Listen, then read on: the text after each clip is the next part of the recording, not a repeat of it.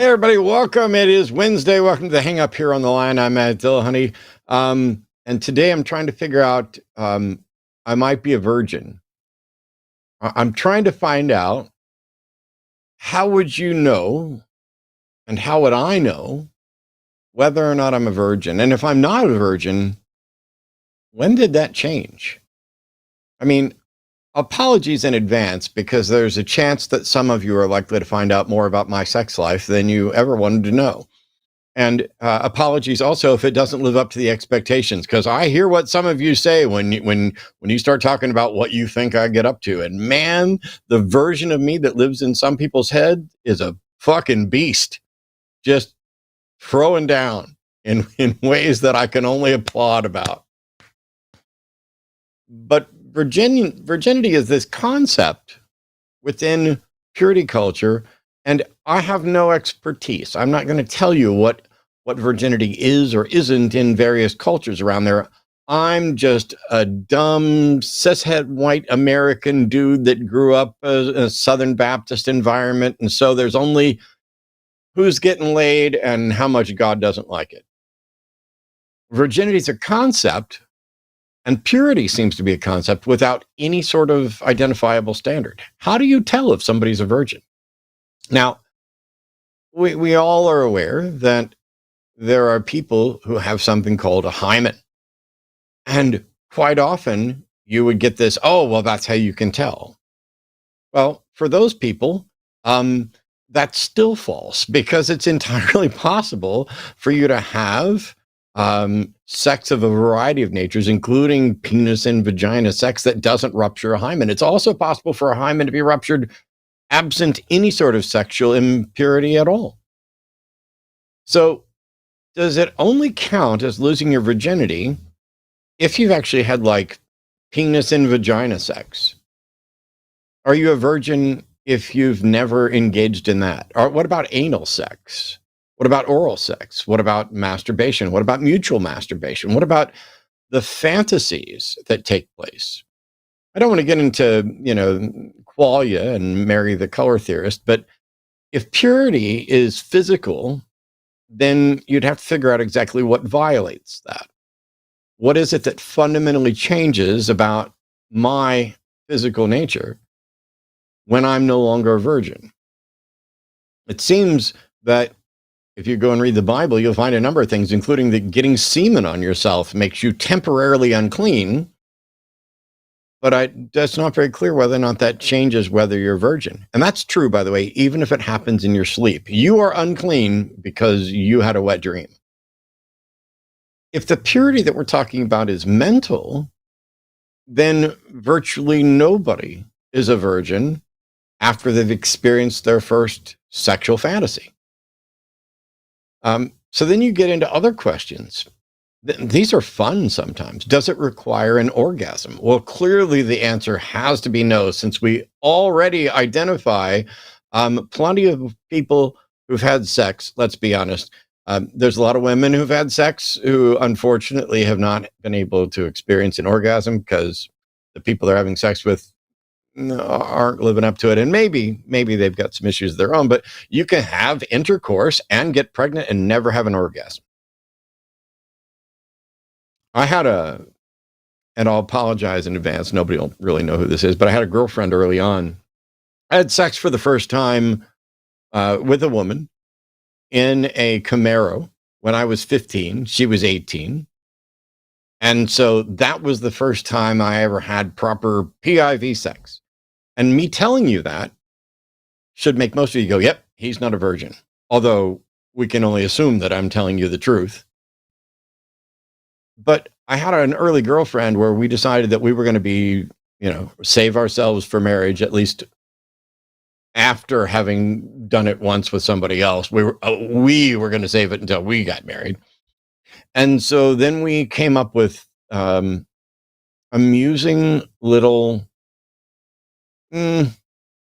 special rules for us. It reminds me that if you look up Garfunkel and Oates, they have a song called The Loophole, which is about anal sex being the type of sex that God can't see. So it's, fuck me in the ass because I love Jesus. But it's hilarious. It's incredibly well thought out. But we would come up with different loopholes, which is if you put it in, but you don't move around too much, you're not having sex.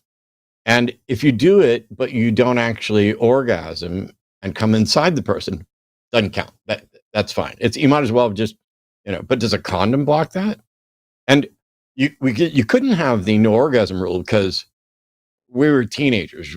We were going to have orgasms all the time, or at least try to. But does it require an exchange of bodily fluids? Because that happens when you're kissing. It happens at other times. It happens whether sex in any normative sense is taking place at all. And does a condom blocking bodily fluids make it not sex? I don't know. This is all, some of you are like, this is just absurd. Matt's just saying stuff. We all know what virginity is. Do we? Call in, let us know what virginity is, how you can tell. Primarily, there are a number of biblical takes on virginity and issues related to sex, and I'm not going to get into other cultures like I mentioned, but for example, the Bible doesn't like eunuchs. If anyone you can't enter into the congregation of the Lord if you've been wounded in your junk. It's there in a number of different passages. But also, God really loves eunuchs. And in Isaiah 56, he says that he'll give them something better than children. And I'm like, cool. PlayStations, whatever. There's tons of things that might be better for kids than some people. So you go eunuchs. But if you were a eunuch and you're not allowed to enter into the kingdom or into the congregation of the Lord, then why did Philip baptize a eunuch in Acts 8:26 through 38? Why did Jesus, when talking about eunuchs, note that some eunuchs are born, some people are made eunuchs by others, and some make themselves eunuchs? So if Jesus is acknowledging that some eunuchs are born, this is Matthew chapter 19, I believe, and that means that some people are born prohibited from entering the congregation of the Lord. How is that their fault? How is any of it their fault? How is it their fault if somebody else made them eunuch? It's very strange. In Deuteronomy and Exodus, if you serve God, there will be no barren men or women amongst your people. Now, we all know that's bullshit. We all know there's people who have spent their life sincerely dedicated to some God. Must be the wrong God, or they're doing it wrong. Because, man, they got to go in for fertility treatments and they might never have kids. Somebody in that relationship's clearly not serving God according to the Bible. And if it doesn't work out and you want to get a divorce, the Bible's really confused about that as well. First of all of the rules are written from the standpoint of what a man can do with his wife and with women, or I should say with his wives and with women in general. Because men can get a divorce in the Old Testament for whatever reason. Deuteronomy 22, if you find you hate your wife, boom, you can get a divorce. If you find that she's unclean, we're not really completely sure what that is, but if you find that she's unclean, maybe she doesn't keep the house, maybe she doesn't bathe, who knows? I don't know. You get to the New Testament and Matthew, you can only get divorced for infidelity.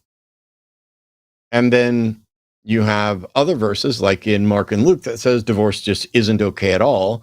And Paul in Corinthians says that you can divorce your unbelieving wife, that the spiritual component of your relationship is the part that matters. And all of the rules are written with respect to what men can do with their wives. Nothing about what women can do with their husbands. Even setting aside the heteronormative aspect of this, that's just raw patriarchal nonsense that we've come to expect from the Bible. Men can take more than one wife. That's in Exodus. There's also, by the way, this is all irrelevant because all of you people, all you Christians out there who are sitting there with your loving partner of 35 years who you probably would have divorced if your religion didn't abandon it, and you're looking forward to spending eternity in heaven with that person, there's no marriage in heaven. That's only something for here. And Paul told people not to marry unless they just couldn't stay celibate. If you just can't keep from fucking, I guess you can go ahead and get married.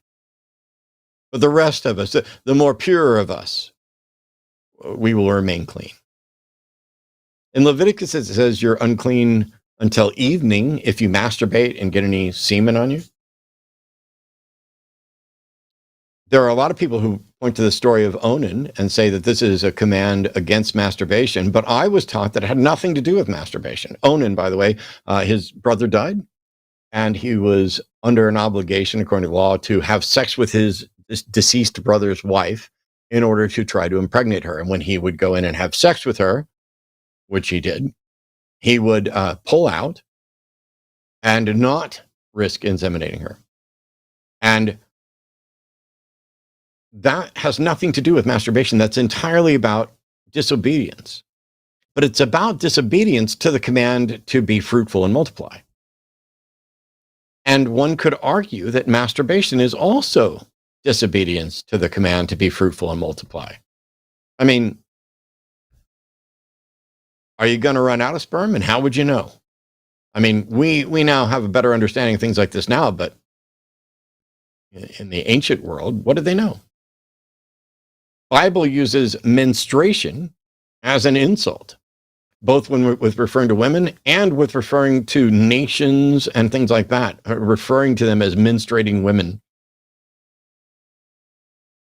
And that makes sense a little bit because it's a punishment for original sin. But when you hear the Bible talking about how this life is like dirty rags or filthy rags in Isaiah, or that Jerusalem is a menstruating woman, and all of this is using a natural function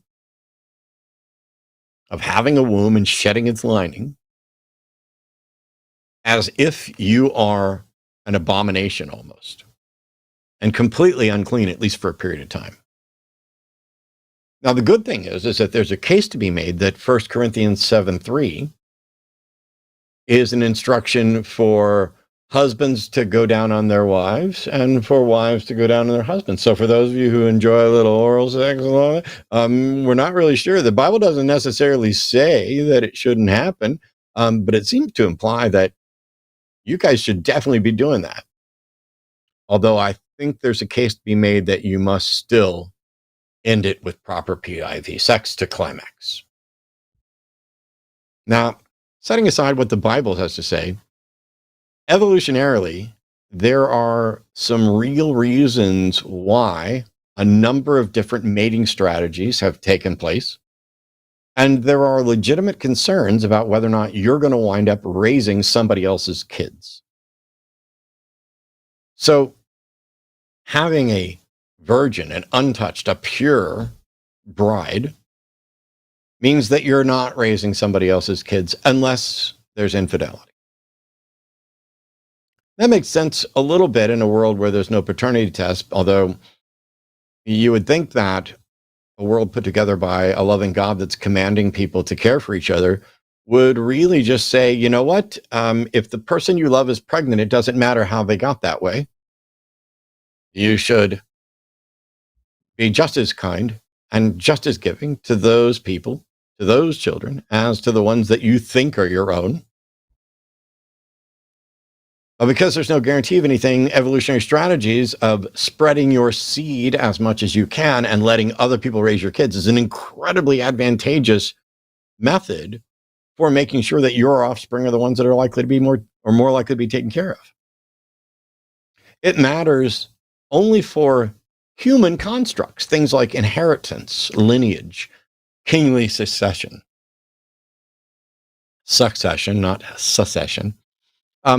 If there is a God, why should God or anyone care about purity? Why would you care to protect that? God can maintain and guarantee your lineage. God can maintain and guarantee that all of the children that you're raising are in fact yours. God can prevent you from getting diseases so you don't have to worry about physical purity. If you guys are living right, the Bible says that nobody should be barren. And if you're living right, nobody should get diseased and nobody should be raising any bastards.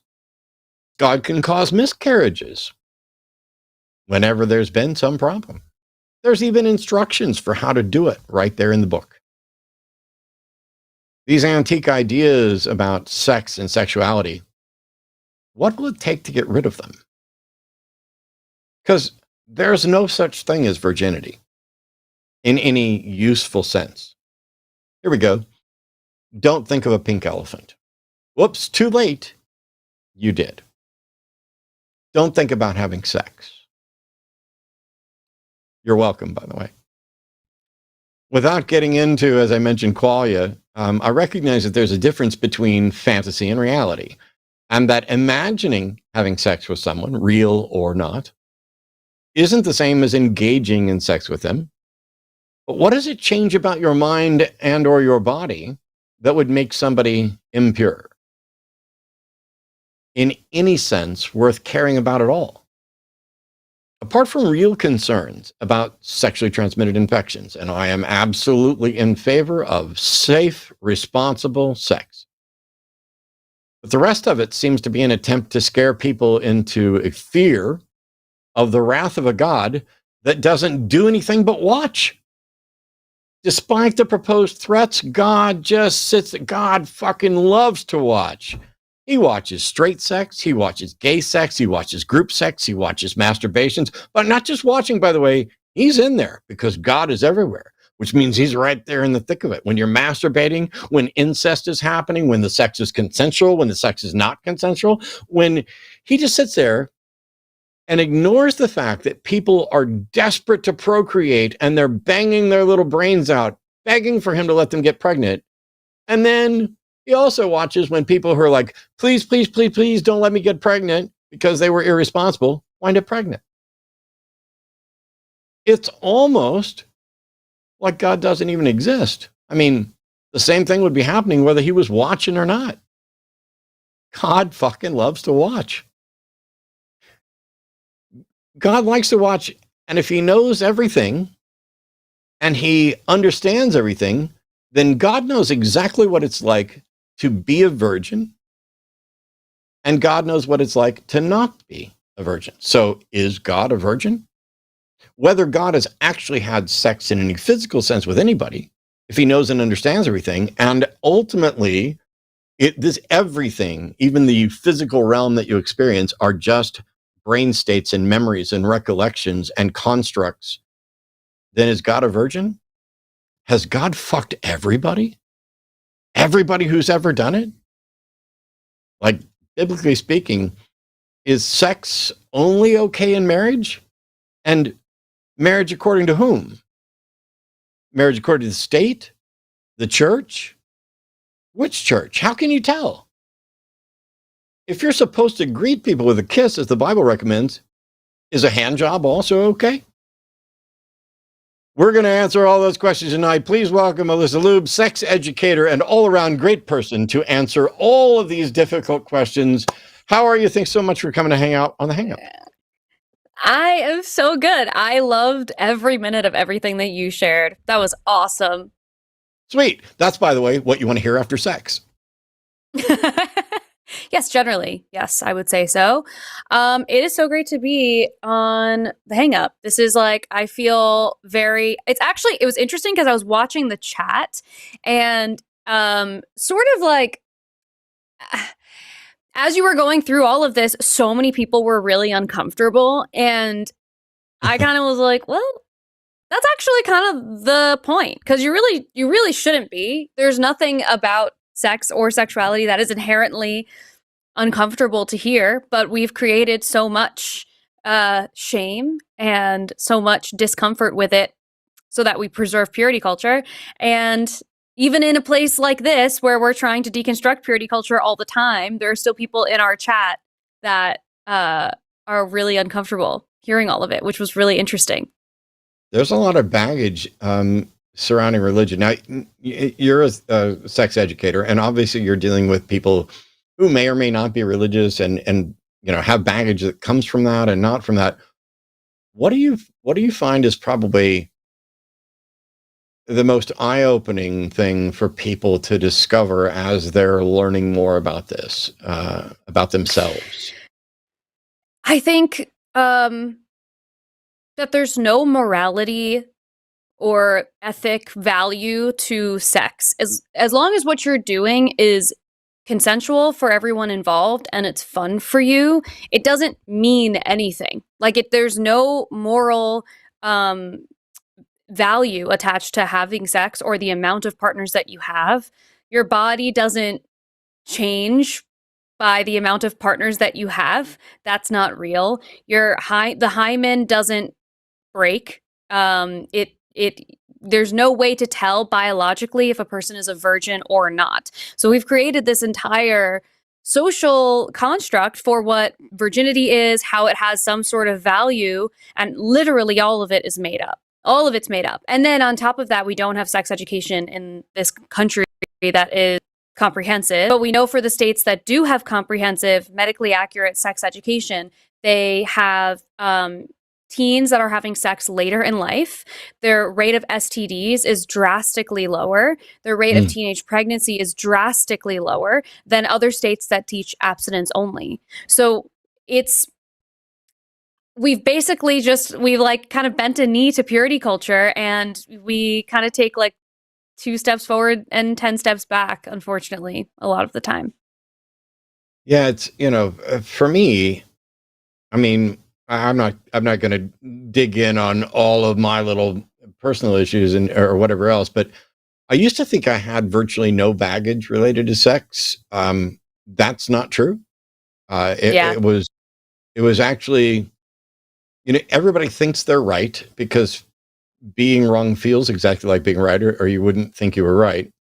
And everybody, I think, maybe I'm generalizing too much, but everybody thinks they're pretty close to normal, or this is, or this is the way things should be, or there's nothing actually wrong here. And I get it that people are different. Like there are people who are asexual. There are people who are, I don't know if hypersexual is the word for it, but people have libidos of different strengths and different, like I have friends who are perfectly cool with casual sex. Just, I just met somebody, let's hook up, let's do it.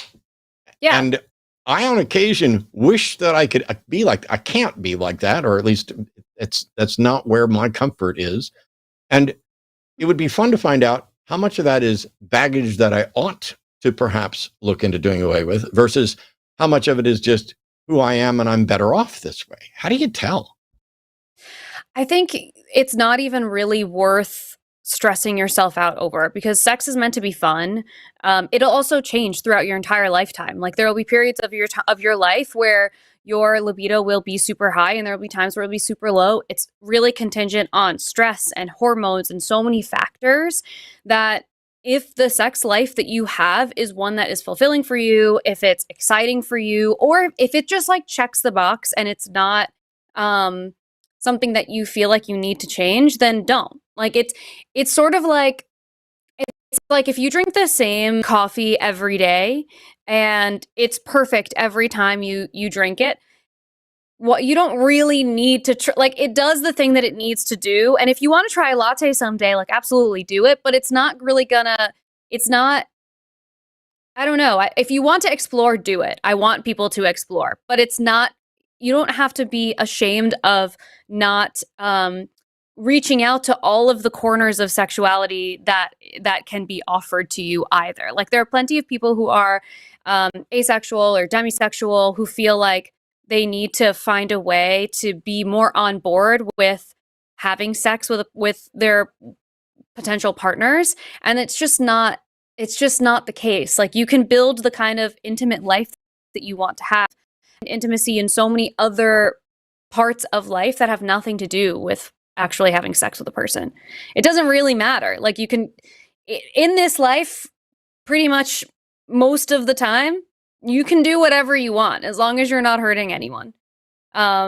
So, I think it also, anytime anyone asks me about any kind of like research or surveys or whatever about sexuality, the part that's always so interesting about how we view sexuality is that it is always going to be through the lens of a societal construct that we have now. So when we have these surveys where we ask people if you've had sex with, 25 people or more, do you feel negative about yourself? Like, do you have a negative evaluation of yourself? And do you think that you are morally not as good as someone who has had less sex? If the survey tells us that that's true, then people are going to take that information and run with it and be like, see, if you have sex with more people, you're going to be upset later. And it's like, right, but that is survey information based on people who have spent their entire lives being told that that's the case. So anyway, my whole point in saying that is we've grown up really saturated in culture that is that values purity, that values having few partners, having sex later in life, saving yourself for marriage, all of that kind of stuff. And it actually doesn't mean anything. And you can just do whatever you want. So once upon a time, like many other animals, we were naked and afraid, or maybe unafraid. We've covered ourselves up. We have added shame and judgment related to bodies and body type. You're too fat, you're too skinny, your tits are too big, your dick is too small, your butt's great, it's not great, you don't look normal, you all this. And then when we look at sex, if you're a man and you're a virgin for too long, that is a source of shaming. And if you're a woman and you're not a virgin long enough, that is a source of shaming. And so you've got slut shaming versus stud, and you've got weak women who aren't strong enough to say no, and weak men who aren't strong enough to convince women to say yes. We have this incredible double standard. What can we do? I mean, I get it. The world's fallen apart. Maybe fixing human sexuality isn't the most important thing on today's plate. But who knows? Maybe if we were to start working on fixing our views on sex, all of a sudden, maybe the Republicans would be willing to go after the pedophiles. And maybe all of the people who are in the closet and terrified to let anybody know would just be okay with the entire LGBTQ community. Maybe the frightened little guys who see a hot woman and then think, oh, what if she has a penis? Did I just get excited about something? Maybe if we got rid of some of this baggage, maybe that would fix the world, because teaching them reason and logic hasn't. Yeah, I think it's sort of a practice in releasing judgment of yourself and of others. And starting with sexuality is kind of starting with the hardest piece. Like, if we can actually heal the way that we feel about ourselves as sexual beings, I think it then sort of expands into other things. I even think about how if you look at Donald Trump, for example, this is a person who so badly needs to feel superior to everyone else, so much so that he lies about his height, about his weight, about whether he's wearing a hairpiece, what his skin color actually is, like doing all of these things. And in reality, those are things that he's processing are making him more attractive. So like, our sexuality is deeply tied to how we feel about ourselves, even in how we present ourselves. And it could even be sort of like for ourselves. Like, I'm the kind of person where, like, I get ready in some way, shape, or form every single day, even if no one's going to see me, because it just makes me feel better. So even in that sense, our appearance is really tied to our sexuality. So I think that that's true. But sexuality also gets pulled into human rights issues all the time. Like, if we had a better perspective of human sexuality and were able to normalize it, how different would conversations about abortion and about bodily autonomy feel? Like, if we had access to this level of thinking where we could understand that actually, if you teach young people how to responsibly have sex, they will responsibly have sex. They will do it later in life. They will do it protected. There will be fewer teenage pregnancies. There will be fewer abortions. We know this. Like, this is information that we know. So healing those things ends up expanding into all of these other areas of health and human rights. So it seems like Sexuality, I think, feels isolated because we think of it as, you close the bedroom door and it's what's happening here. But in reality, it is much bigger than that. It affects how we feel about ourselves. It affects how we communicate with other people. It's sort of like how we talk about the dick measuring contest. The reason we're doing the dick measuring contest is because we want people to know that they have a big dick that they have sex with. You know what I mean? So it's like it's all part of the same thing. So it just drives so much. And I understand why it feels isolated, and I think that that's purposeful, but it is so involved in so many other areas. Health, human rights, all of it. Ego, it's all tied into the same thing. When I was a kid, and I'm kind of asking just to kind of lead up. I'm pretty sure we're doing it wrong. I mean, the education part, the sex part, we're probably doing wrong too. But but the education we're definitely doing wrong, and yet there are these old methods. I remember they'd bring in a dental hygienist, and they'd make you chew on the little thing to show you all the crap on your teeth and everything else, and they'd teach you how to brush your teeth. There were people who listened and learned, in part because they were terrified of, they call them yuck mouth because they don't brush and they like my teeth like this. And that was on the Saturday morning cartoon stuff. And it's, it's a scare tactic. Take care of your teeth. Despite knowing and understanding all of that between diabetes and another thing, I ended up having to have all my teeth essentially replaced. So even knowing this doesn't really help everybody. And yet, when it came to sex, the only thing I remember, there's only two things. One was my parents saying that sex was a wonderful gift from God within the bounds of a marriage, and everywhere else it was poison. And the school basically giving a list of all the diseases that you were likely to get if you engaged in sex at all.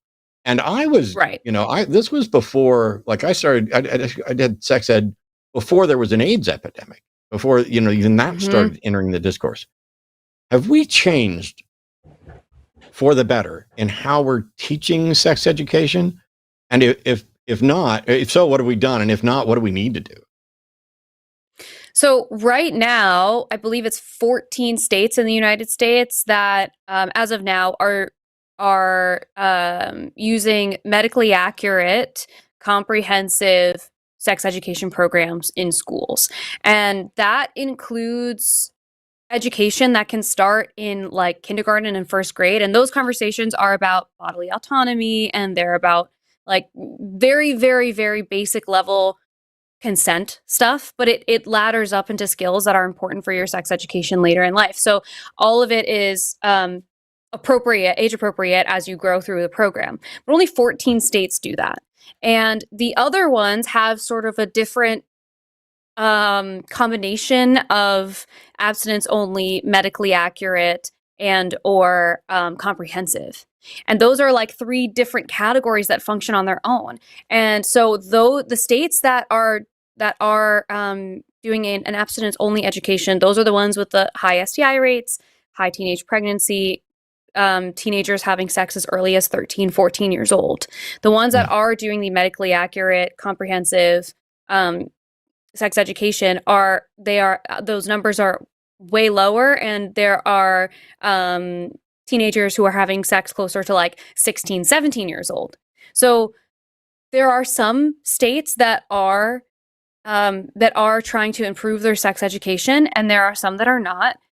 Now we're going to be sort of going in an uphill battle with the current administration because a lot of these programs are going to lose their funding.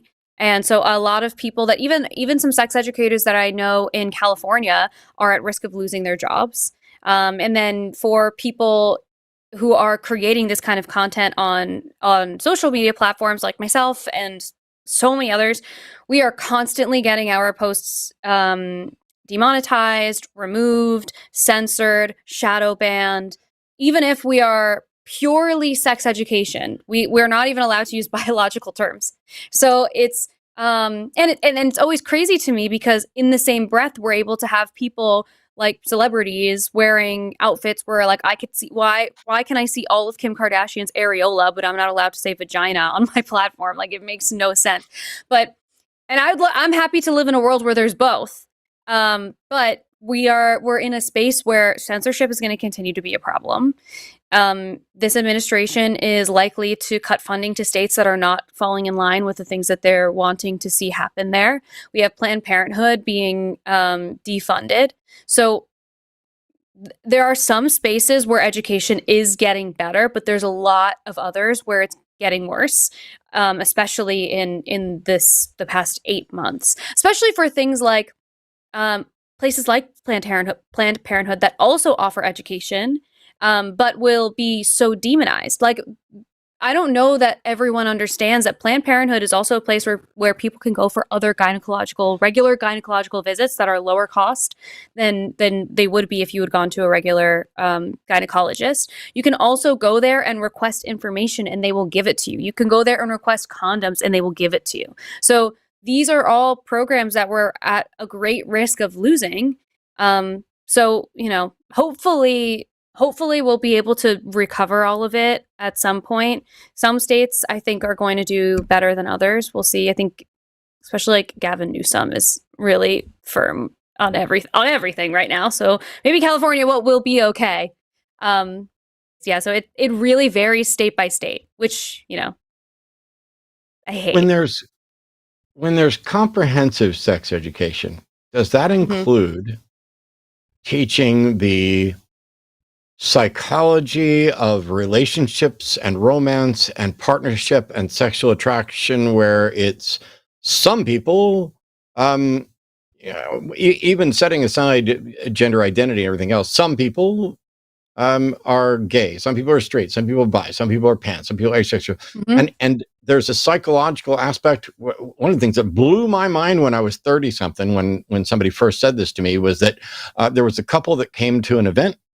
And we were talking about things, and they were talking about the difference between being pansexual but heteroromantic. Oh, and I was like, whoa, wait a minute, what's that? And it was getting into stuff like that.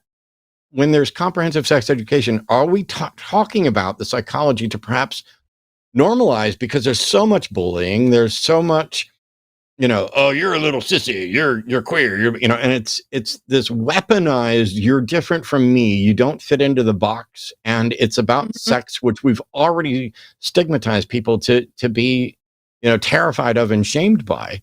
Are we doing any good in teaching the psychology of it?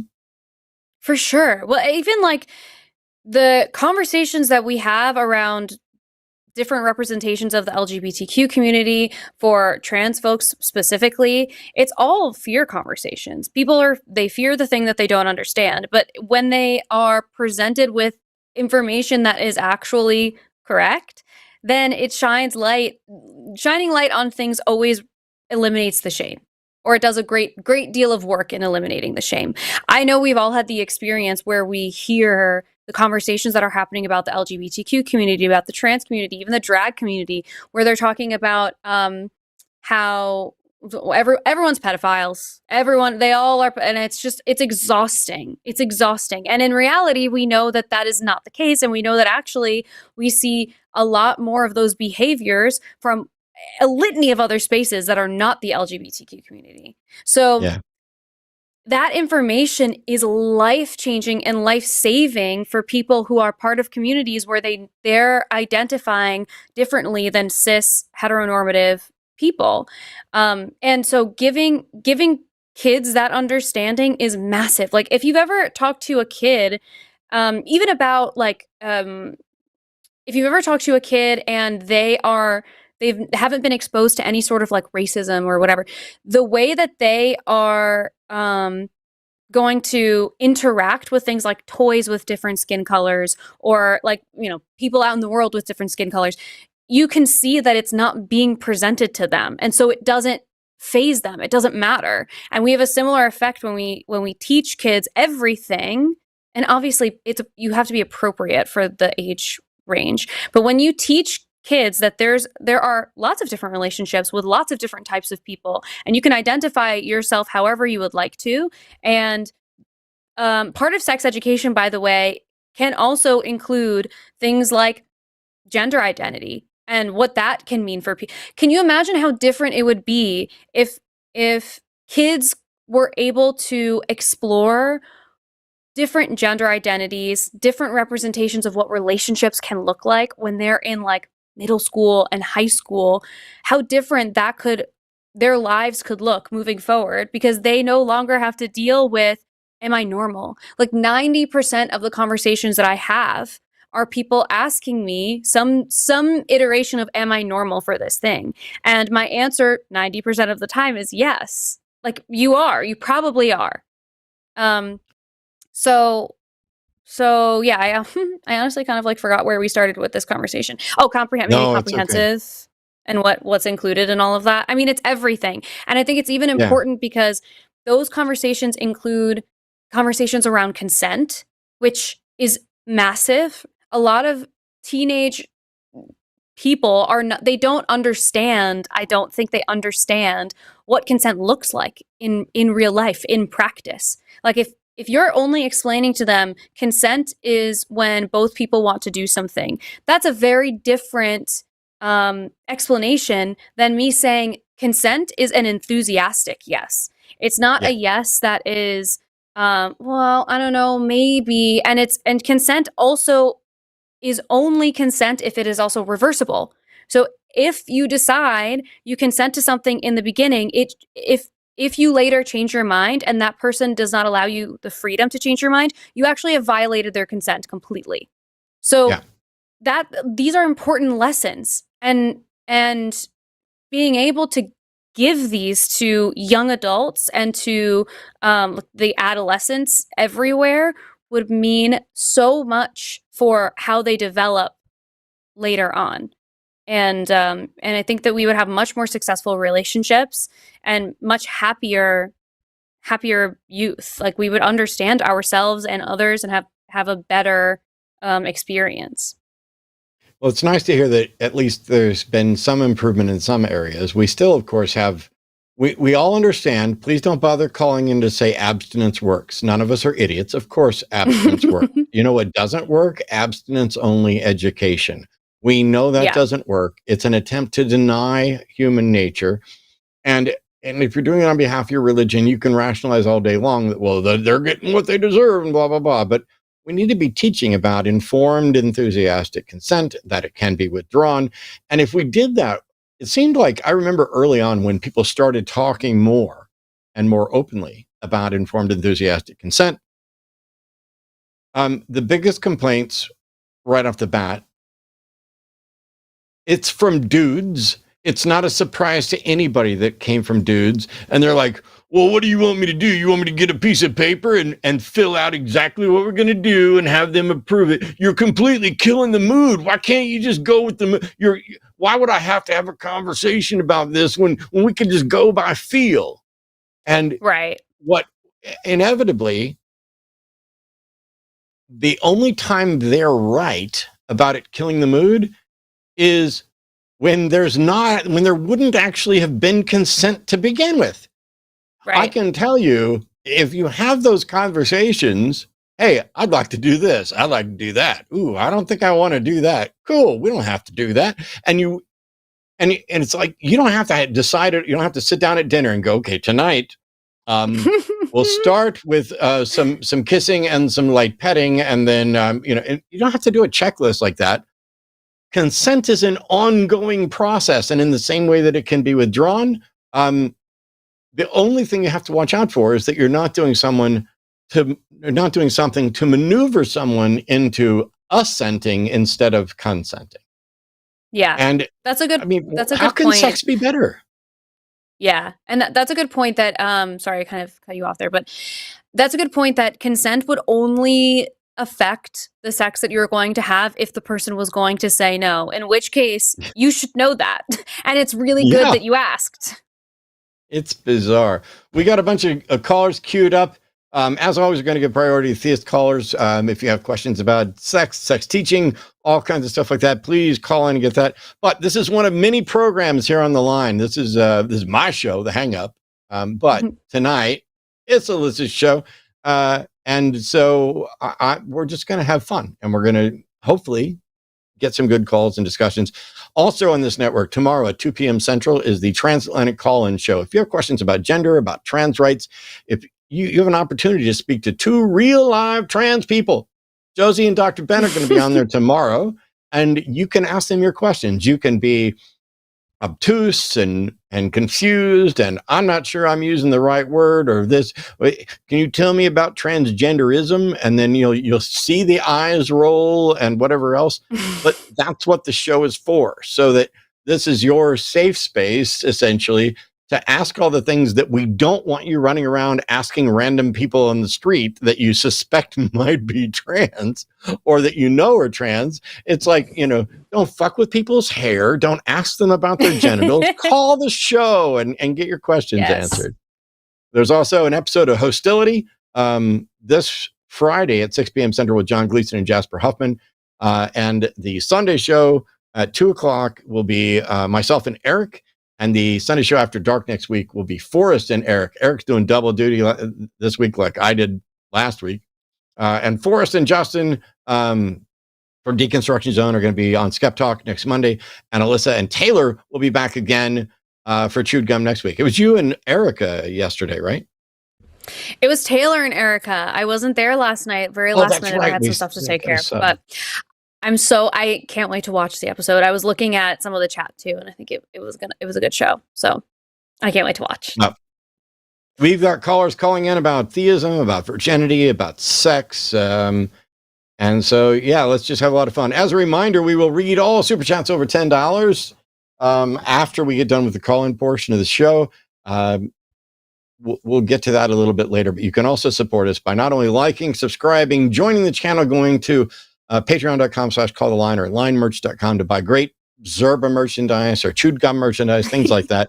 All of that goes to help support the channel. We really appreciate everybody being here. Let's get to some calls and see, because I started this off asking whether or not it was a virgin and how one would know. And Andrew is calling in to tell us what he thinks a virgin is. So Andrew, pronouns to him, New Jersey. Welcome. You're on with Matt and Alyssa. Hey, what's going on, Matt? I'm just talking about sex, baby. Can you hear me? Yes. So what do you think a virgin is? All right.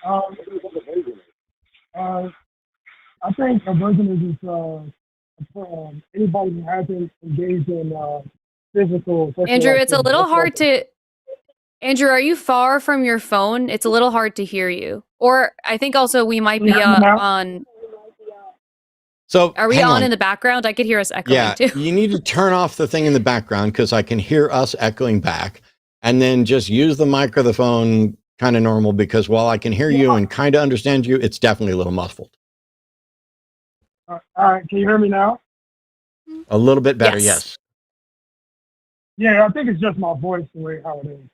But I think a virgin is a person that hasn't engaged in sexual activity at all, like with another person. That's what I think a virgin is. Okay. So if you masturbate, you're still a virgin? Yes. Okay. How would you know? How would you know? Like, I'm sorry? How can you tell if myself or Alyssa are virgins? Oh, I could tell. I would have to ask and hope that you're being truthful. Okay.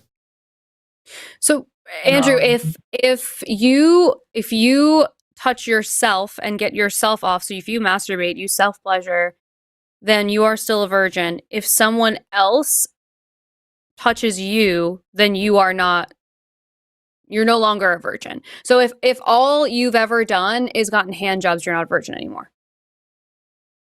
I believe, yeah, that's a good point.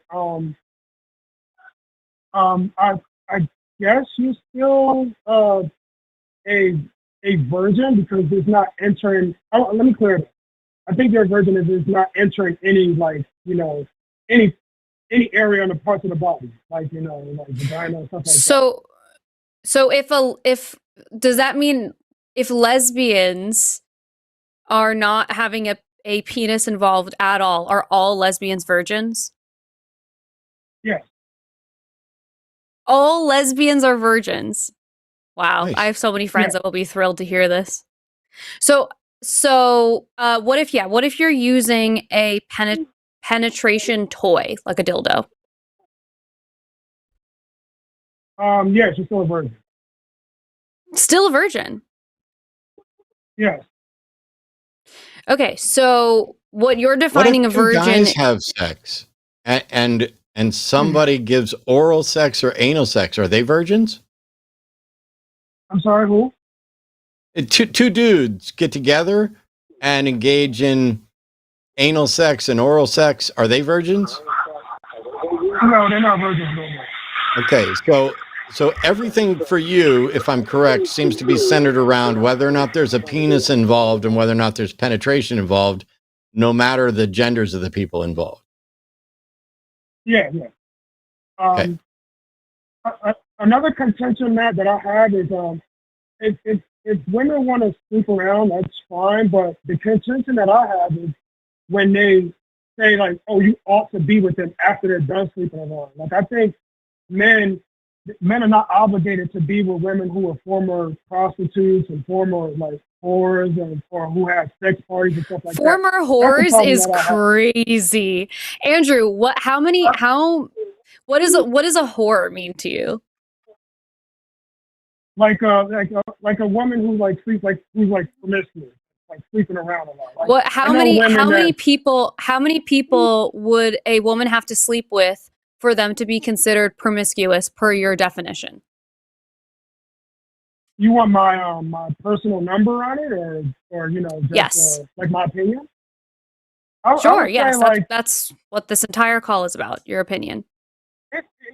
It's arbitrary to me. I would say, I guess anything over like. But it's not arbitrary because that's how you're passing a moral judgment on people that you're calling whores. So, which by the way, Andrew, when you call someone a whore, you're doing it with the intention of being derogatory towards them. So then don't tell me that it's arbitrary because it's not arbitrary for you. So what number makes a woman a whore in your opinion?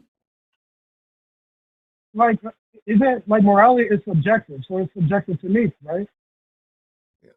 She's asking you for the number. We understand that you're only giving your opinion. Trust us.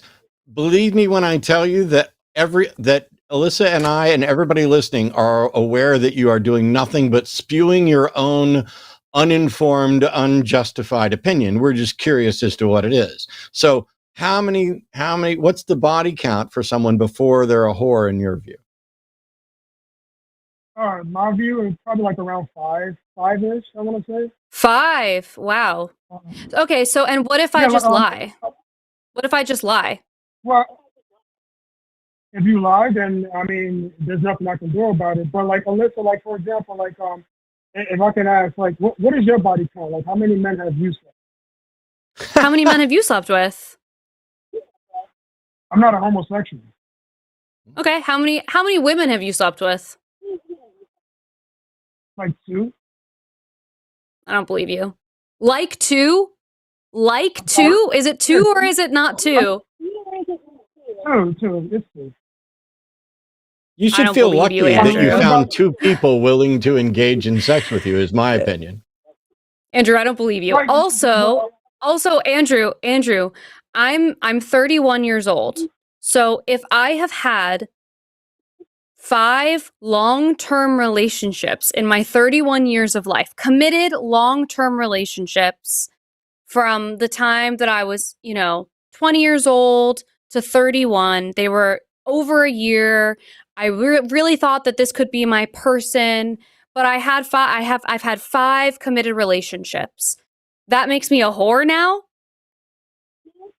Well, if you're in relationships, I don't think it makes you a whore, but like I think like if you're like, casually jumping, Okay, so what your problem, Andrew, so let me just clarify this for you.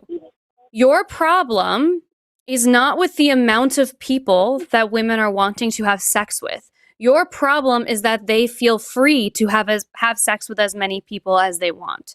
Your problem is that women are doing what they want, and that upsets you. And I don't really know why. I'm assuming it's because now you have to worry about this person who has had better sex than what you think you can give them. Maybe it's like an insecurity thing that genuinely is, like, I'm not trying to take a dig at you, that genuinely is something that people have shared with me before. But it doesn't, what you're telling me, Andrew, is your definition is literally all over the place. So it means nothing. It means nothing. And basically what you're trying to do is pass a judgment on a person. You are trying to evaluate whether they are worthy of your companionship based on what? A moving target.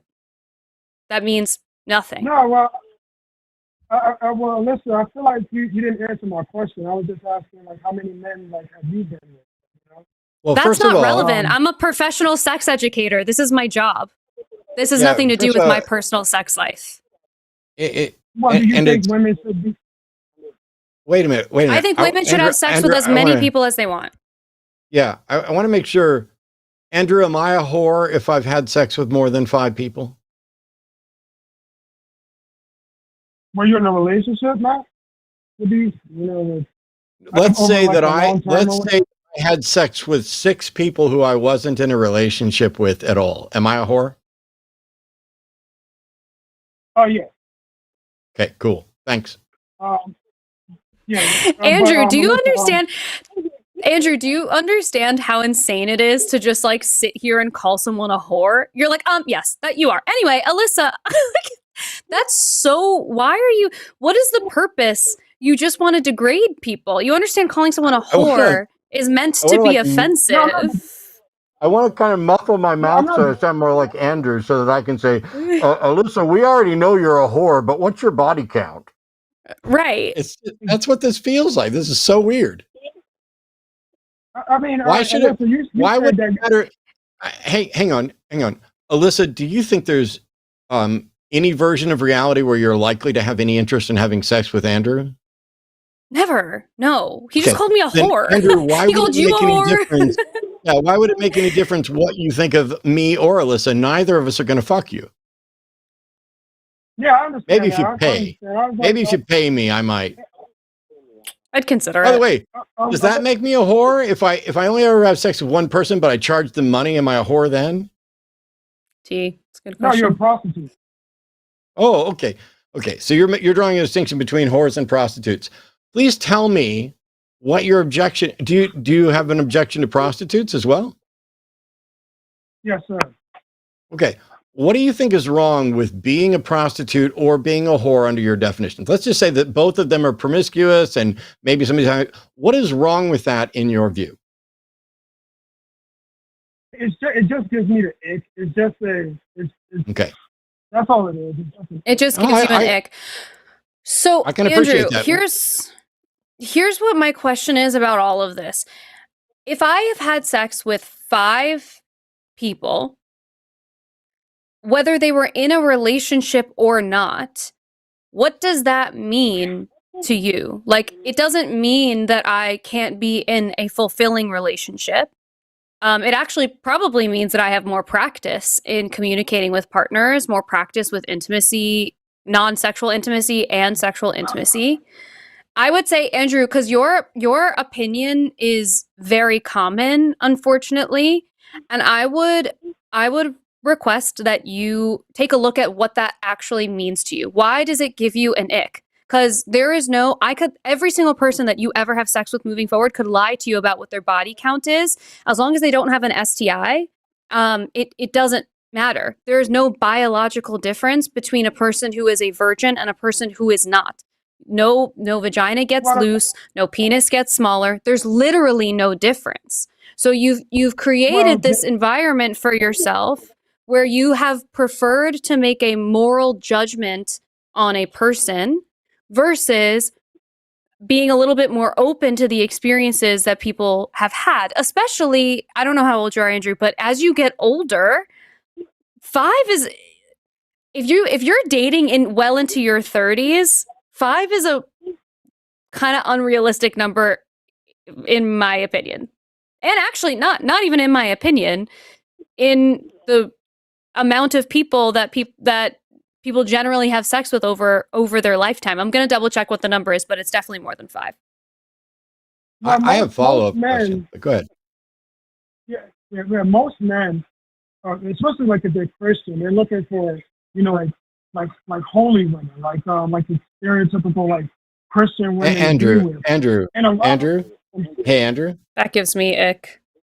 I don't need you to come in and tell us what you think most men are looking for, because we have no reason to think that you have any understanding of anything on the planet, let alone what most men are looking for. And we aren't really concerned about what most men are looking for. Here's my thing. Amongst all the other things, we've determined the difference in your view between a whore and a prostitute. What's a slut, and does that matter to you? I think a slut is synonymous with like being a whore. Like, you know, I don't really see a difference. No, that's fine. I that was just something there. So here's my actual question: is are you married right now? No, I'm not. Okay. Have you been married? I haven't. I couldn't hear you. Hello? Have you been married? No. Okay. So you have not been married. You have had sex with 2 women. What were their body counts? Well, one of them, I don't know if they were lying or telling the truth, but one of them said 3, and the other one said 2, I believe. Cool. Wow, so one of them was close to expiring in your definition, and she still had sex with you. That's crazy. Yeah, but she didn't expire. She almost did, though. Almost. Almost. Are you still with her? No, I'm not. So you're just part of her body count that she's tallying up. How does that not make you just as culpable in your view as her? Yeah, I'm saying I admit that I was wrong for that. Like, I shouldn't have did that. You know, Cool. but Wait, if you're not going to be having sex with people, what difference does it make to you how many people they've had sex with? no, I want to be with my wife. Like, you know, that's what I'm waiting. But you've already blown So- that. You've already blown that. You're not married. You've had sex twice, or you had sex with 2 people. Maybe you've had sex more than twice. I'm going to say that it's probably a low number. But if you're not active, so if you were looking for someone with a low body count, shouldn't you also keep a low body count of like 0? Yeah, I'm not messing with nobody right now. I know, but let's say you Andrew, meet how old someone. are you? I'm sorry? How old are you? 19. Andrew, 19, and you 19. already have a body count of 2, and you want to stay under 5 by the time you have your wife? You haven't even gone to college yet. Babe, I have bad news for you. Also, I would just like to let you know that the estimated lifetime range for sexual partners in the United States falls between 4 and 10 partners. And for baby boomers, it's been estimated around 12. It's a lot of horse. Alyssa, can I ask you this? Because you said you are for women being promiscuous and stuff like that. So if you That's have not a what I daughter, said. Would you? That's not what I said. What did you say? I said I would love for women to have sex with as many people as they would like to. I think it's insane to tell people to have less sex because some random 19-year-old is going to think they're a whore. Do you know how many times a day I get told a whore on the internet from people who have no idea how many people I've had sex with? Do you know how many, literally at least 5 times a day I get called a whore. So like that word Yeah, but means you- literally nothing to me. It means nothing to me. But when you say it, Andrew, you're trying to degrade somebody. So you understand, like I would rather be someone who has had sex with 100 people than be a person who is going to place judgment and degrade someone else because of choices that they made privately that were consensual and fun for them. Because it doesn't do anything to your body. Your body stays the same. It literally means nothing. The only reason it means something is because you gave it value. It means nothing. I know you're Okay. 19, so like this is a new probably a new conversation for you, and I mean this truly genuinely, Andrew. Like really think about why it means anything to you, because I'm telling you from a biological perspective, it means nothing. It means Yeah. nothing. With your definitions of whore and prostitute and slut or whatever else, these things that you want to use as pejorative. First of all, I'm not only opposed to slut shaming, I'm opposed to whore shaming or prostitute shaming because I think that sex work is real work. And I also think that people should be allowed to and encouraged to have as much safe, responsible, consensual sex as they want to, irrespective of whether they're men, women, or neither. And so I'm wondering, here you are at night. I can still hear myself in the background, Andrew. I've asked you to turn it off. I have a massive shut up. I have a massive amount of patience that you are rapidly expiring by not turning off the fucking content in the background. So I put up with your shit for a while now. If you'd like me to continue putting up with your shit, turn the fucking show off in the background or I will drop you like a hot rock and If we're on ban you. speakerphone, that may be an issue as well. It doesn't matter. Turn off the fucking speakerphone. Is it off now? I'm going to assume that it's off. Here's the thing. It's really bad for the show. It's a distraction. Nope. I heard myself. Alyssa, are we now done with this repressive individual or do we have something nice we can say to him? Here, let me mute Andrew and maybe you can come up with something positive and encouraging for Andrew where I don't have to listen to myself in the background. Because as much as people think I like listening to myself, it's not actually true. Okay, I'll just say, Andrew, I would really encourage you to think about what it means to you when a person has sex. Their body doesn't biologically change at all. It will, like, obviously, while you're having sex, but afterwards, everything goes back to normal. There's no way to tell if a person is a virgin or not. The hymen doesn't break, the vagina doesn't get loose, the penis doesn't get smaller. All of it stays the same. So you've created a judgment in your head for other people that doesn't mean anything. It would be like if I say, I just think that if someone has had more than 5 pieces of chicken in their lifetime, that's really gluttonous and disgusting. And that's my right to believe that that's true. And so I just don't really want to have sex with anyone who has had more than 5 pieces of chicken in their lifetime. I don't want to have a relationship with them. I think that's crazy. Like it literally means about the same. So I would encourage you to just explore what that means, because when you are able to release this judgment that you have for people, it will open a lot of doors for you. Because I promise you it doesn't mean what you think it does. And you're placing a tremendous amount of judgment on people. Tremendous amount of judgment. Judgment that you have no way of verifying what they say or anything else. And you know that already. Here's my take. I don't tend to wish ill on too many people. Like there are people who, when they die, I will fucking dance, but I'm generally not in favor of them dying. And I don't wish for people to generally have an unhappy life, although there are a couple of exceptions where people have been so absolutely awful that I hope they have an incredibly long and incredibly miserable existence. When it comes to you, Andrew, I hope that you don't ever get to have sex again until you have a better understanding of sex, because I think you are poison to any potential partner at this point. And until that changes, I'm going to view it as I'm not wishing you a lack of sex. I'm wishing other people a lack of you. So, thanks, Andrew. That was Keep beautifully fucking put. yourself. Oh, it's so wild. It's crazy. And I mean, he's 19, so I hope that this changes for him.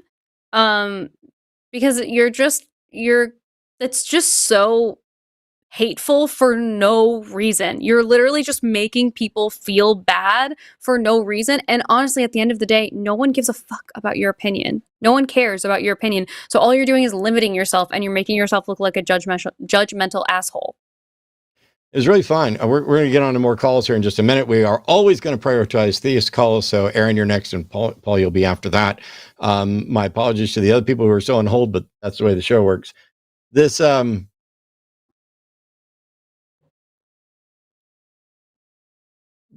strange thing to me is that call started with, I'd like to tell you what I think a virgin is. And it begins with an immediate acknowledgement that no matter what criteria Andrew has for it, he has no way of testing it. Right. I don't find it useful to say I have a set of criteria that is completely untestable. Like, how do you tell if somebody is actually hungry? Well, you put a plate of food in front of them, and if they eat it, they're hungry. We know that's not true. I can eat food even if I'm not hungry, and I can refuse to eat even if I'm fucking starving. Well, how do you know if somebody's left-handed? How do you know if how many people, they've had sex with? How do you know? You don't have access to the individual's mind in any way. You don't know anything about their identity. You don't know how they feel other than what they tell you and whether or not you find it believable. And if you have a criteria for judging people that you not only acknowledge you have no way of putting into practice, you have now not only offered a useless position, but acknowledged that it's useless, which means you are knowingly, willingly sitting there holding views about something and making judgments about something while simultaneously acknowledging that you don't have a fucking clue what you're talking about and absolutely no way to make that judgment. It's like if somebody said, hey, how do you tell how much money's in your bank account? And you're like, I don't know, but I'm rich. It's like as dumber as a sack of hammers. Yeah, it's also when people have really firm judgment like that, and they, especially when they're young, I've encouraged them to just continue asking why every step of the way. So, like, I want the person I'm going to sleep with or marry, whatever, to have under 5 partners. Why? Because I think it makes them a better person. Why? Because I think that they, whatever. And just keep doing that until you get to the root of what it is. And when you get to the root of what it is, it'll probably be really stupid. And you'll be like, oh, that doesn't make any sense. And I can tell you when we do that same exercise with something like, I believe that everyone should have access to abortions should they need them or want them. Why? Because bodily autonomy is important. Why? Because that also ladders into other conversations about bodily autonomy, and also healthcare is important. Why? And it's like, if I continue to boil that down, the root of it is that everyone deserves to have healthcare that keeps them healthy, and they can create whatever kind of life they want. And it's actually not my business or anyone else's business, the kind of life that they want to create. Bodily autonomy is important. That's going to be the root of it. No matter how many times I ask why, that's where we're going to land. But when you have such a judgmental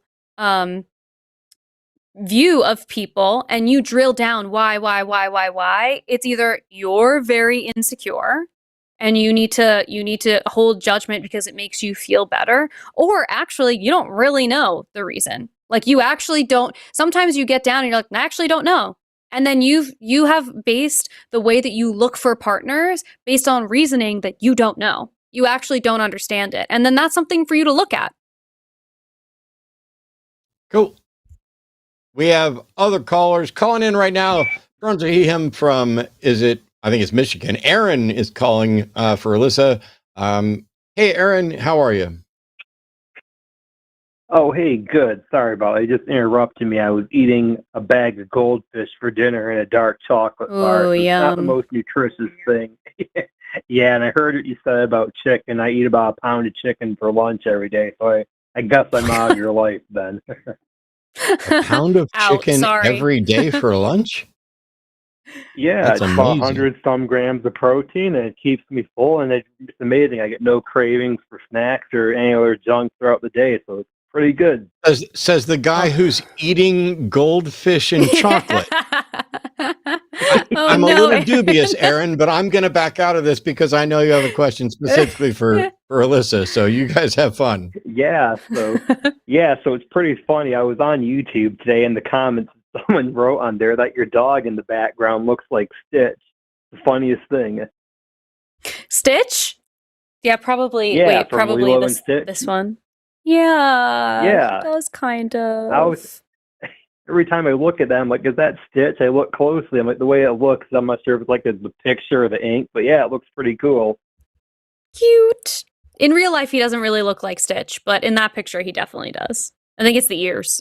Yeah, it was a pretty interesting conversation with the previous caller and all that. With him like labeling like people like who's a whore and who's not. Yeah. Well, let's see if we can do better. Yeah. Yeah, for me, it's like just the type of person I am, the lover. I'm kind of just like a person. I'm more of like a monogamous heart. So, but that's just my opinion. I'm not going to denigrate other people for what they do. It's just the way how I am. But anyway, so so what did you want to talk about? Yeah, so the other day I was walking. I never always hear about catcalling. I never saw it happen in real life. I saw a woman got catcalled the other day while I was out on my walk. A guy drove up to her and started like yelling at her out the window, and she seemed very defensive, and I almost wanted to turn back and say something, but I didn't. I kind of hesitated like 3 times, and I feel kind of bad about it. What should I do in that situation? Do I intervene? Do I let it go? Do I try to use humor to make it better afterwards? Like, what do I do? Because I felt like I just did her a disservice. I was thinking of watching your content all week, and I was thinking you'd probably have a good answer for this. I think if I were being catcalled, it would mean a lot to me to have someone. I mean, any of the times I have been catcalled, it would mean a lot to me if someone were to, especially another guy, come up to me and ask me if I was okay. Because it's really degrading, and it can make you feel really unsafe.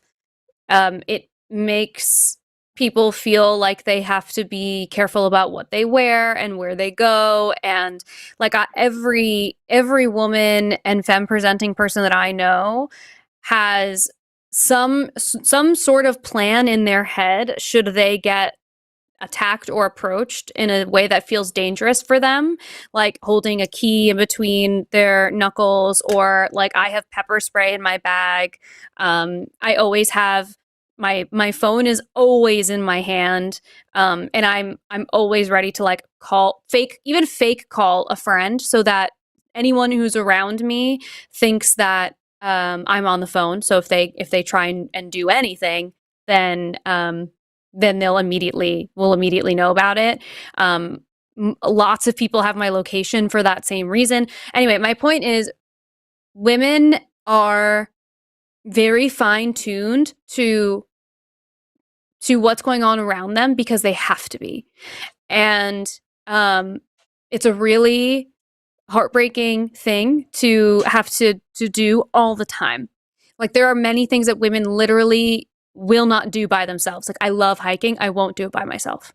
So anyway, long and short of it is, being catcalled can make a person feel really unsafe. I think the best way that you can be an ally in that circumstance is to ask the woman if she's okay, if she feels comfortable where she's going.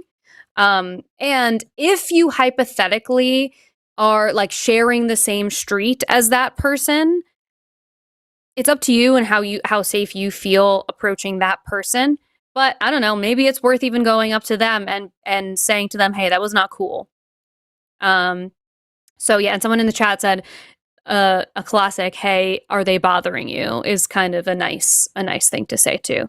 So I mean, and they are bothering you. Catcalling is literally always bothering a person. So Yeah, anyway. Because how what happened was he drove up, he asked her, like, heard him, like, saying stuff, and then I had my headphones on, so I took it off because I instinctively knew that something was happening. I heard him, the guy ask him, like, hey, do you have a boyfriend? She yelled no, and she just seemed very defensive. So I was part of me wanted to, like, walk and make a joke, like, hey, joke about, like, hey, do you think he's ever successful at that? And just, didn't know what to do at the time. I just kept looking back to make sure the car doesn't come back around. So it's kind of like, keep an eye out for her safety at the same time, until she turned down to go to another sidewalk. But just, I guess what happened, I was thinking to step up, but then what happens, I feel like I've just failed her. I just don't want to, like, I just want to make sure women are okay around me, They understand it's not fair. Women have to, like, always be looking over their back if they can't get gas at night. Have to be checking the back seat of their car. Just,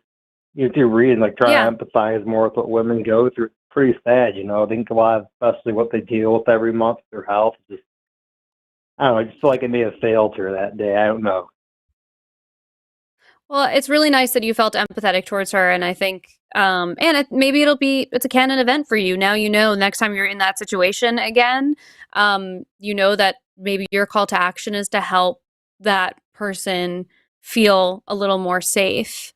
And for what it's worth, I see in the chat, someone said some women like it. No, they don't. No, they don't. Actually, and I work with a couple women. Sorry, I work with a couple women actually, and one who I work with, she goes walking a lot on her lunch, and she gets catcalled quite a bit by garbage truck drivers, and she's like she's like 24, 25, but then there's another woman I work with, she's like 55, and she's like thinks so flattering. She thinks, oh, it's such a good compliment. You still got it. Blah Aaron, blah blah. Aaron, sorry, I have to interject. When Alyssa says no woman likes it, I mean, nobody's suggesting you can't find someone who's been indoctrinated to potentially like it or say that they like it. But we don't need anecdotes about, women in this age group, women in that age group. Let me generalize from this, especially from somebody who eats 4 times the daily recommended amount of chicken. So it says here that you're a theist, and the other theist evidently hung up as you were here engaging.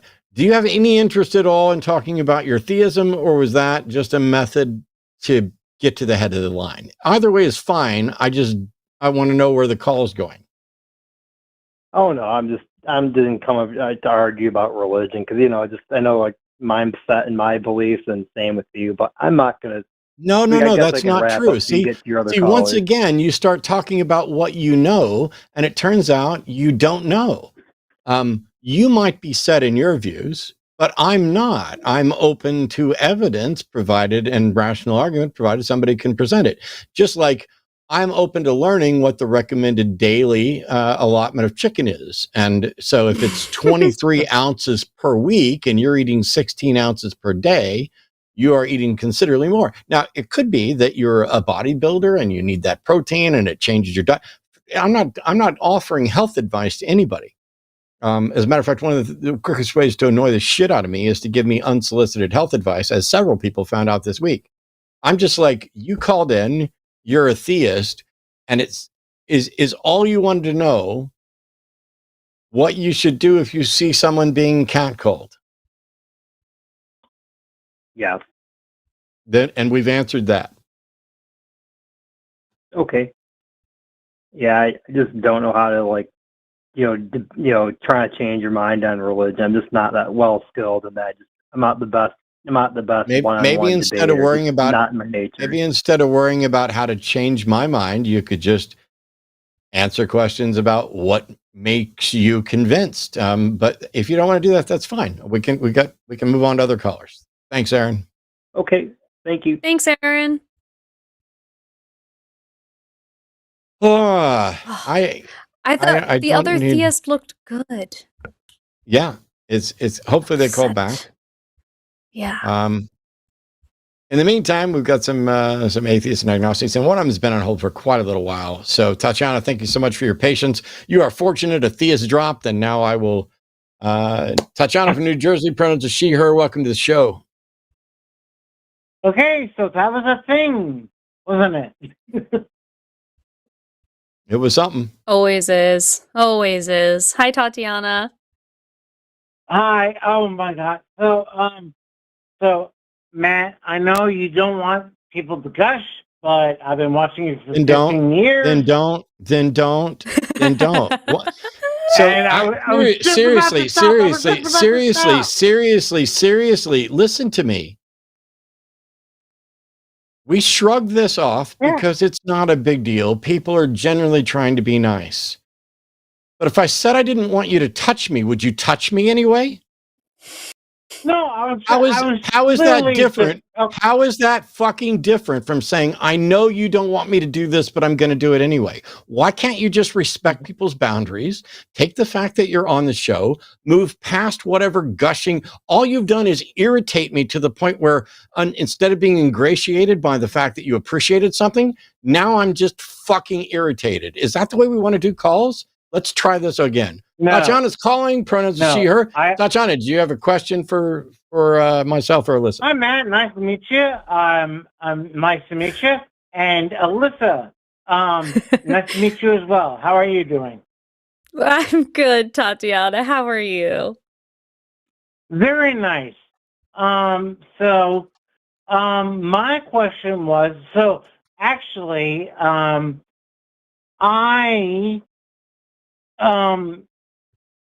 I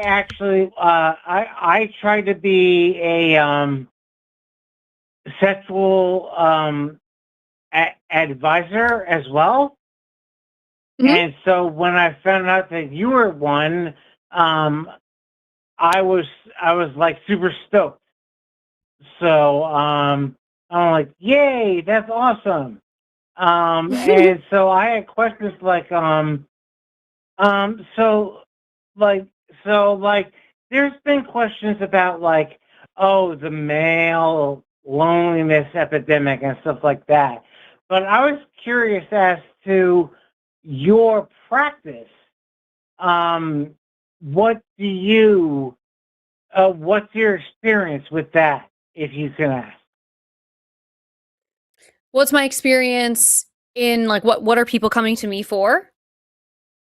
Well, I guess I mean like so like there's like a male loneliness epidemic, but like in your practice, like if you could say like based on the numbers, is that true or is there something? Say from my work, I have had a lot of male clients who come to me because they are struggling finding partners. And so that is sort of in line with like this male loneliness epidemic stuff. However, when we look at the actual number, everyone, all genders seem to be identifying loneliness at the same or similar rates. Only the men are labeled as an epidemic. So I think that that's something that's interesting to note. God forbid men step down from the pedestal. You know, it's constantly a conversation about. But also, why can't women also be in an epidemic state? Well, the I guess the epidemic is supposed to indicate that it is affecting men more drastically, but in reality, that's not true. It's affecting everyone. Loneliness is a problem for us, I think, post-COVID, and also because the United States was really big on individuality, and community building is not really great. I think we've had a big decline in community building. So like we don't really have third spaces where people can gather as communities. People don't want to talk with strangers as much. There's a lot of reasons for why I think that is. But the loneliness is being experienced by people across the board. One of the things that I get asked a lot when it comes to the male loneliness stuff is, or not asked a lot, but I get the reply of how men unalive themselves more every year than women do. Yeah. However, the statistic that they don't include is that women are reportedly attempting unaliving themselves more than men are. Men are just more successful because they are more comfortable using more violent means to do so. So there's a lot of I remember that, and yeah. I don't want to get into it, but like my sister did unalive herself. I'm but, sorry to hear that. Well, yeah, I appreciate that. That's fine. That's fine. I don't want to distract from the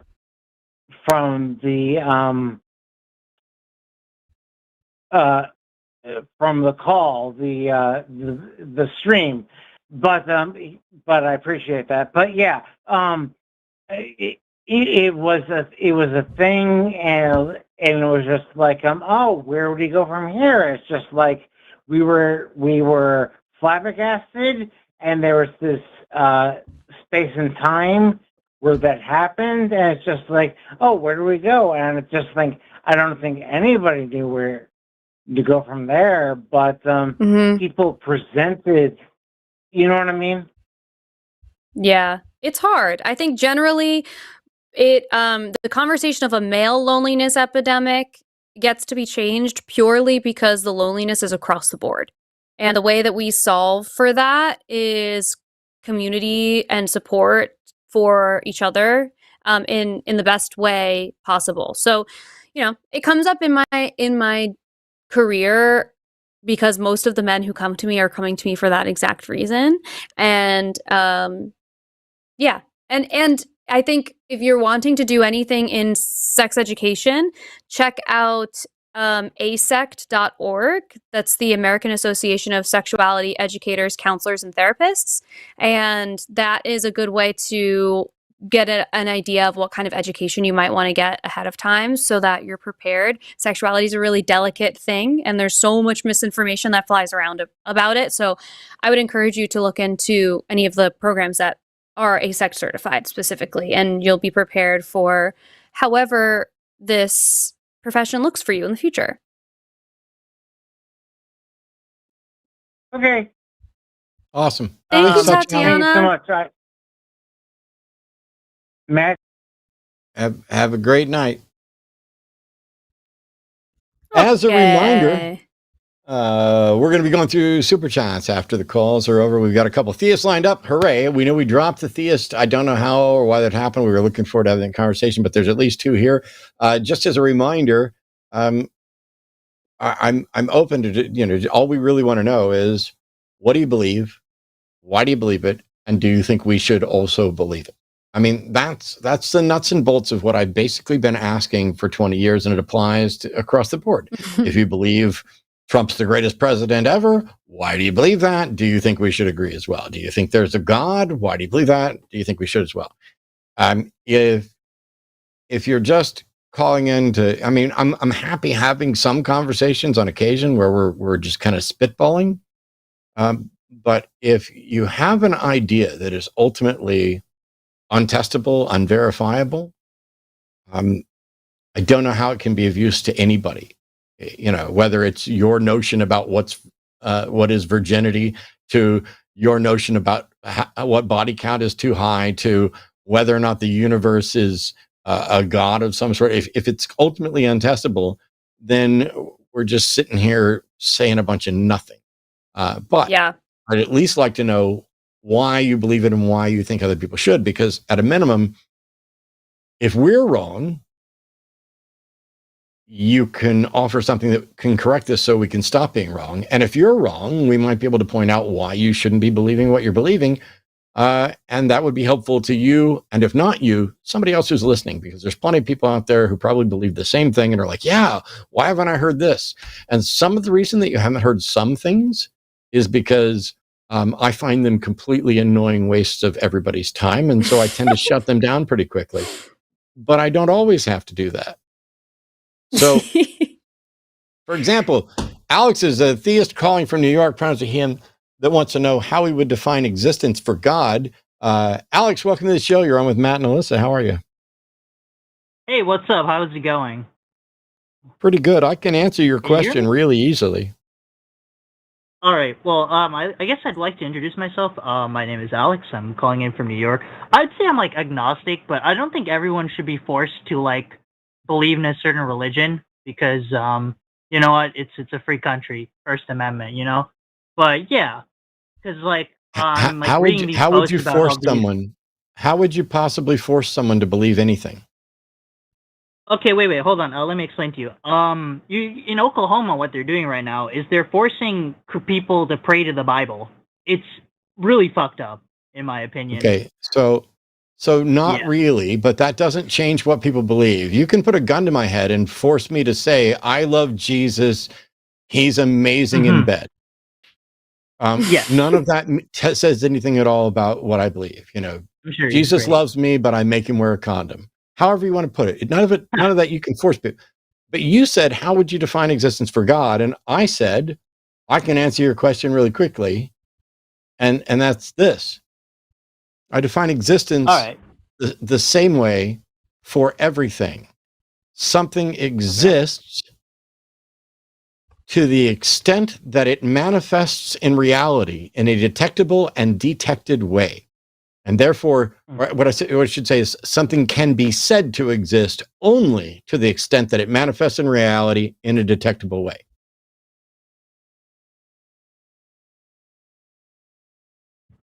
Oh, okay. I see. I see how it is. Yeah.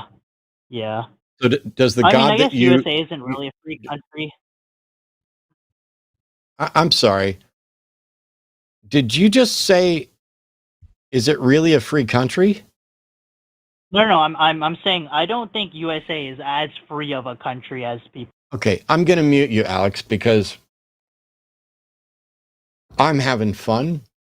Like, by and large, this has been one of my favorite shows of the month. I've been waiting for ages to get to do a show with Alyssa. I'm enjoying the conversations, even when they're irritating. And yet, you have managed in 2 minutes and 14 seconds to become monumentally annoying. And I'm going to explain why, and then I'm going to try and get us to start over because I don't want to be that way. You called in to ask, how would I define existence for God? I gave you, excuse me while I pat myself on the back, I gave you an answer that I think would make a number of people in philosophical circles jealous of the phrasing of, to say that something can be said to exist only to the extent that it manifests in reality in a detectable way. And your response to that was to say, you don't think this is as free a country.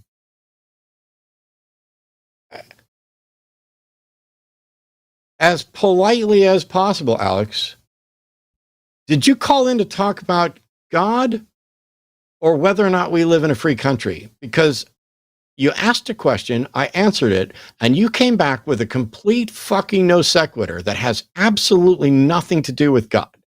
So let me unmute you. What is it you're here to talk about? Because I'm confused. All right.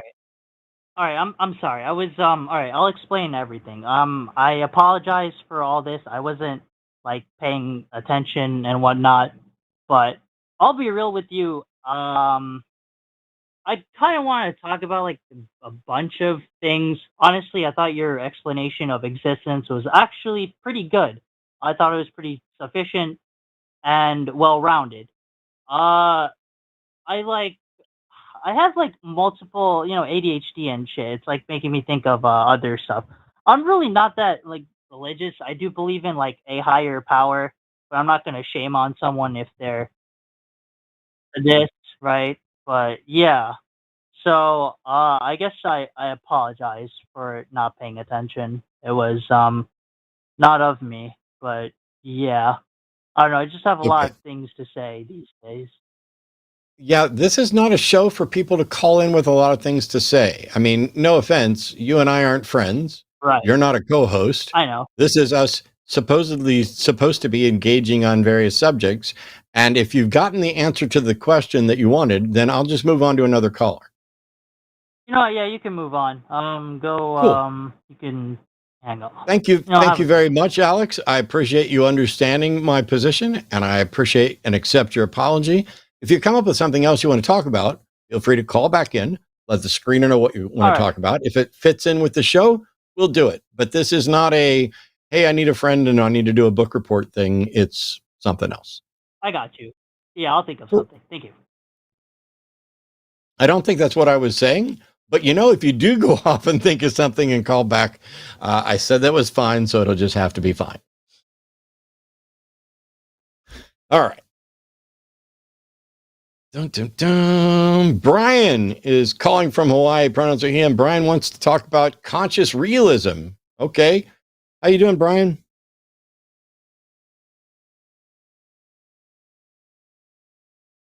Brian, are you there? Brian?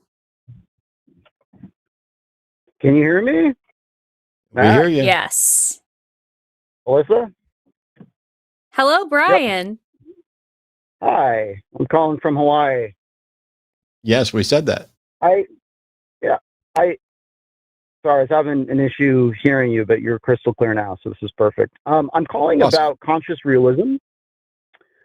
And just to let you know, I called 2 years ago, March of 2023, and I called and I was an agnostic atheist, and now I am an agnostic theist. And the main reason is because of this conscious realism argument. Probably the greatest, most well-known person, I guess, the crusader of it, his name is Donald Hoffman.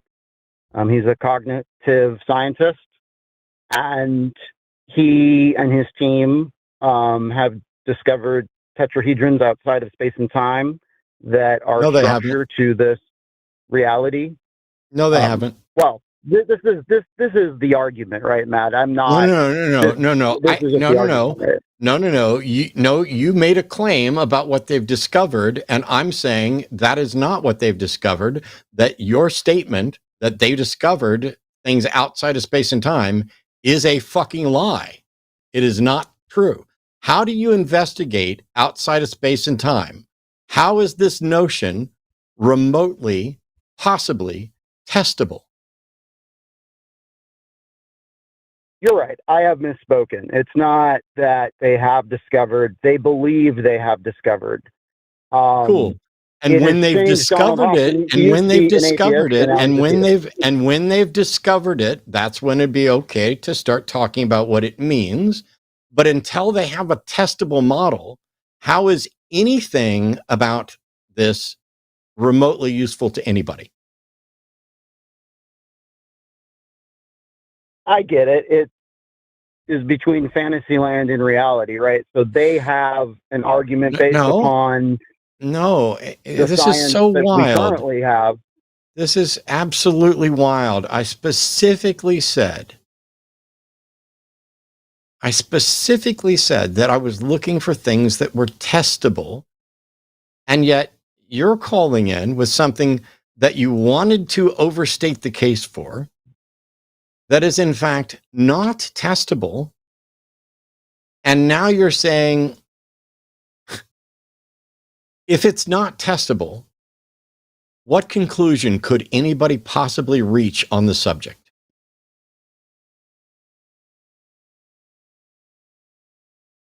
I understand. I completely understand where you're coming from. This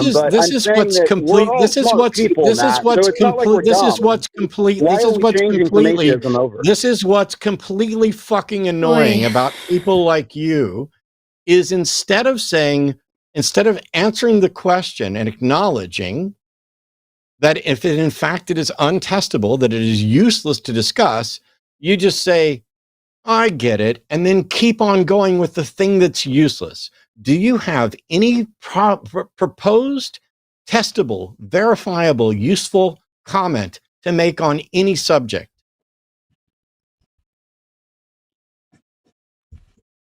I didn't think so. Well, goodbye. I don't know why this is so difficult. Well, I think you know why. I was also really interested in.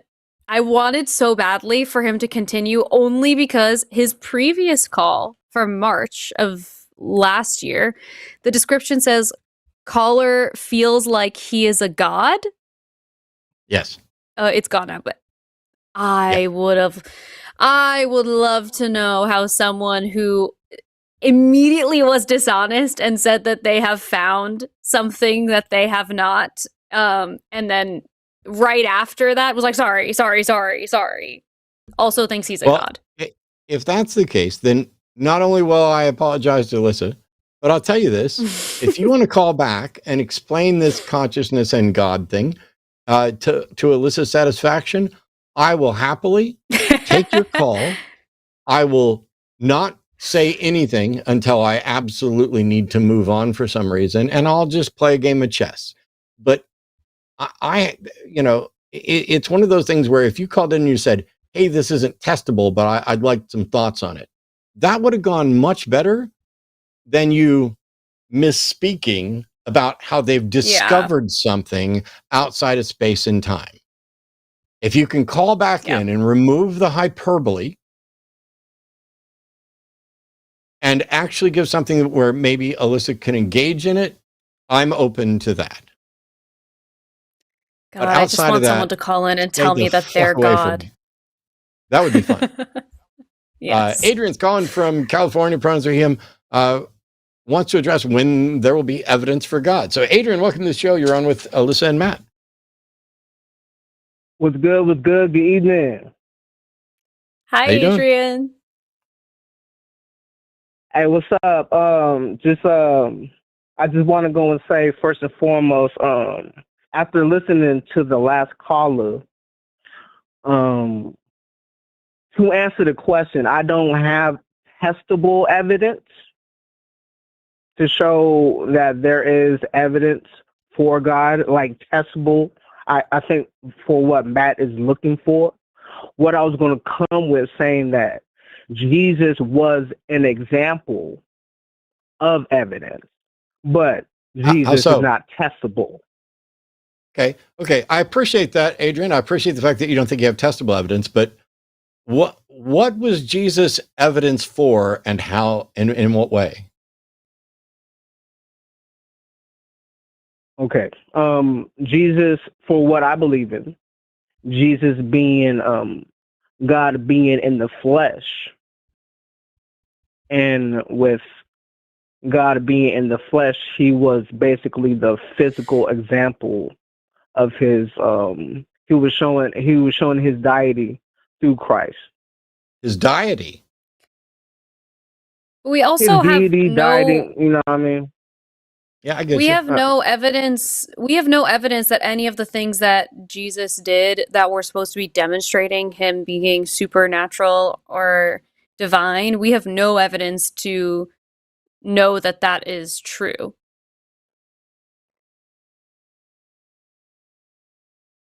And if I remember from our last conversation, you don't believe in the resurrected Christ, which is why I believe you don't think that there is evidence. I could be wrong. I don't want to be disrespectful or nothing like that. No. So, well, I don't believe any of the Bible. I think it's just a book. Yeah, that's been like weaponized. If, for example, you came in to say that Jesus serves as an example, whatever else. So you think that the story that Jesus was God and died and resurrected as a substitutionary atonement for sins, you think that story is true, right? Absolutely. Why do you think it's true? Because we don't. It just I could list off like Bible books and stuff. I bet you could, and all that other good stuff. But instead of saying what you could do, all you got to do is tell me why. You don't want to tell us why you think it's real? My personal, why I think the Bible is real, because based on my like I elaborated on everything based on personal experiences, where I came from, and what personal just experience? believing, What personal experience could you possibly have that would confirm that Mhm. Jesus was born, was God, died, and resurrected? What personal experience could you possibly have to verify that? Oh, I mean, I can't verify from. Okay, I hear what you're saying. I'm just basically saying, based on what I'm reading off of what. Okay, hold on. Let me rephrase this. It was a good question. Good question. Hold on, because I don't want to I don't want to get caught up in no gotchas and all that other good stuff. So let me It's going to happen, but let me circle back real quick. That's my experience. Yeah, I'm go sorry. ahead. No, go ahead. No, I was going to say that like my belief is basically based off his parables, for example, just his examples of what he shows for what he could do for those that do believe, and so for basically and hang on. and to keep it like Hang on. go straight to it after on, prayer. Adrian. Yeah. Adrian, Yeah. you say your reason is because of what he said he could do for people. Can you show that Jesus has ever done anything for anyone in the history of the entire world? I mean, he died and rose again for people's sins. So first of all, you have no way. You That's have no one way of thing. demonstrating. No, you have no way of demonstrating that actually occurred. But even if somebody did die and rise, that's not them. That's not an example of them doing something for anyone. So you have no way of demonstrating that event took place. And even if that event did take place, you have no way of showing that was in any way beneficial to somebody. That's the very thing we're trying to prove. Beneficial. I believe that act of dying and rising on the third day is an example of him trying to show a way of not having a person being dead to their sins. It doesn't matter what your thoughts are about it. What matters is, did it happen? Because if you think it was really, I don't care if you believe, I care why you believe. That's the important part. There are people, do you realize there are people who think the earth is flat? They believe the earth is flat, right? You're not one of them, are you? No. Okay. So if I asked somebody, why do you believe the earth's flat? And all they kept saying was that they believe the earth's flat. That'd be really useless, wouldn't it? They haven't demonstrated a thing, right? I hear yeah. Mm-hmm. Okay. So right now what you're saying is, what I hear you saying is the earth is flat. And that sentence, and Jesus died and rose from the dead, are equivalently sourced by evidence. As in, there's mountains of evidence that doesn't happen, and no evidence that it did happen. And even if we had good evidence that Jesus lived and died and was resurrected, that wouldn't tell us how or why or what it's done for anybody. So all I'm asking is, why do you believe it happened? Based off the harmony of the Gospels from different accounts. And again, and I was going to like how one of the parables, just some of the miracles that he has done a while before he died and rose. Give one example. So you have no way of knowing that he did or said anything. You don't have any way of showing that you have an accurate record of either his words or his deeds.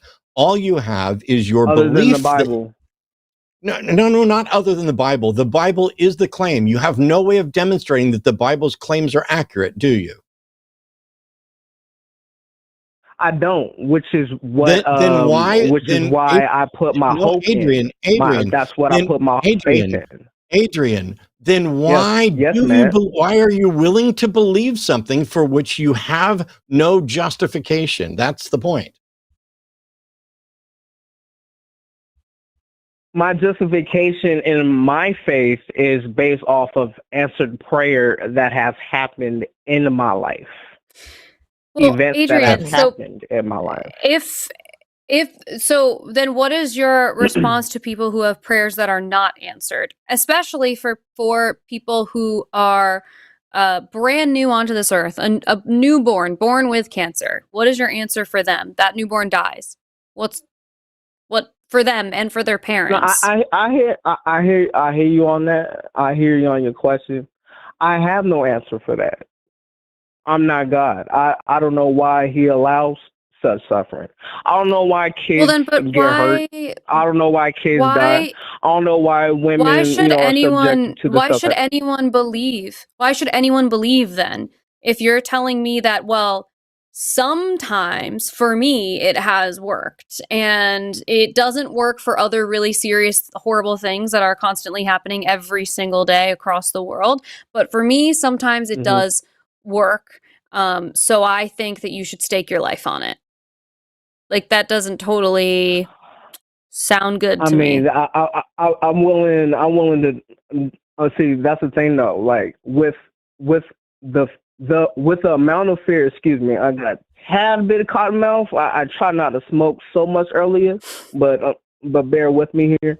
I have so much fear in the Lord that I'm not willing to even try to even jeopize my soul to even look any other way. You know what I mean? Because He really, Adrian, throughout my life, believe instilled that wisdom in my life like no other. Adrian, do you believe that God is all loving? Do you believe that God is love? Yeah. So why do you feel so much fear from a being that you insist is love? That doesn't sound like love to me. That sounds like abuse. It sounds like a command from the Lord. So if I'm going to go and say, "Hey, He is my Savior," love does I'm not going to have humble commands. myself. Love does not have commands. And if someone really loved you, they wouldn't need to operate from a place of ego the way that specifically the Christian God does. The amount of ego that this person has to not only set up all of the people in this world like little Sims that He knows our entire life plans. So He knows that a bunch of us are going to be non-believers. A bunch of us are going to subscribe to completely different religions. Some people are going to be subscribed to different religions, but apparently we're all God's children, but only if we kiss His ass. Why? That's not love. You know, Adrian, that parents, when they have a child, when parents have a child, if their child makes decisions that they don't agree with, they still love that kid. They'll take that kid back in. That's what real love is. What God is presenting is not real love. That is conditional love. That's conditional love. What you're explaining to me is conditional love. It's abusive. And now, to it's use not. the same, now, if I may use your same example of parents, there's some very outstanding parents that discipline their children the right way. You know what I mean? Discipline is definitely needed. But there's also some parents that don't deserve to be parents and overly abuse their kids or do heinous acts with their kids. But it's still so. Adrian, on that note, do you think sending someone that is your child to eternal damnation based on you knowing the entire when this person is born, God knows your entire path, does He not? He knows all of the decisions that you're going to make because He is all knowing, and yet He put you on this earth knowing that He's going to also send you to eternal damnation. Does that sound like a loving parent to you? Does that sound like punishment that fits the crime to you? He created you. He created the brain that you have. He knew the decisions that you were going to make, and still you end up burning in hell. Why would a parent set up their kid like that? I'm not disagreeing with not one point. He is a very strict and jealous God, absolutely. But if He demands obedience from His creation, and if that's just like, for example, I'm pulling up an example real quick. let's just say I got my son, right? Just coming out the womb a badass, right? No matter, I keep whooping his ass, He's still dissing school. He's still whatever. Stop. Yeah. I'm not going to have you on here advocating for hitting children. You better make your point. Oh, no. Oh, whoa. Shut up. Listen. Shut up and listen. Shut your mouth and listen. I'm not going to tolerate disrespect. Shut your fucking mouth. Shut your fucking mouth and listen. You don't deserve respect if you're talking about hitting kids. I'm trying to warn you. Listen very carefully. We can have a conversation. You have already acknowledged that you don't have a good reason, that you believe out of fear. And now you're talking about trying to inspire similar fear by beating kids. If you can't make your case for your garbage fucking God without talking about hitting kids, I don't give about your fucking respect or whether you say another word on this program ever. Am I clear? Yes or no? No other words. Yeah. Okay, you can continue.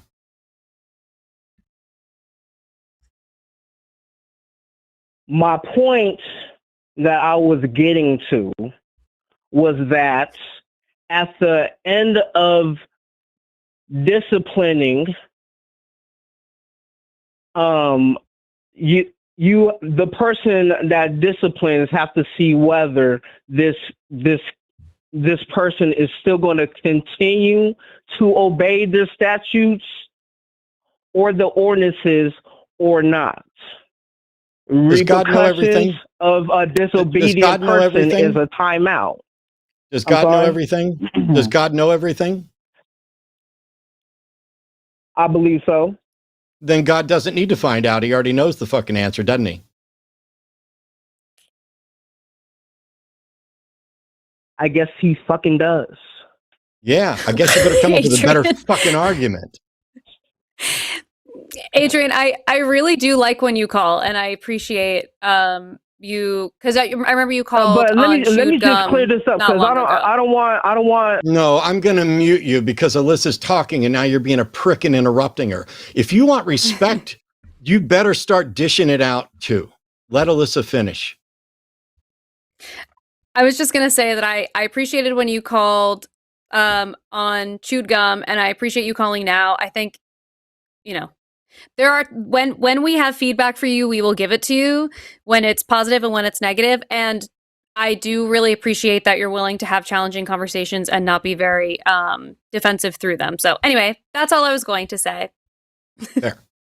Now you can continue, Adrian. Thank you. Thank you, sir.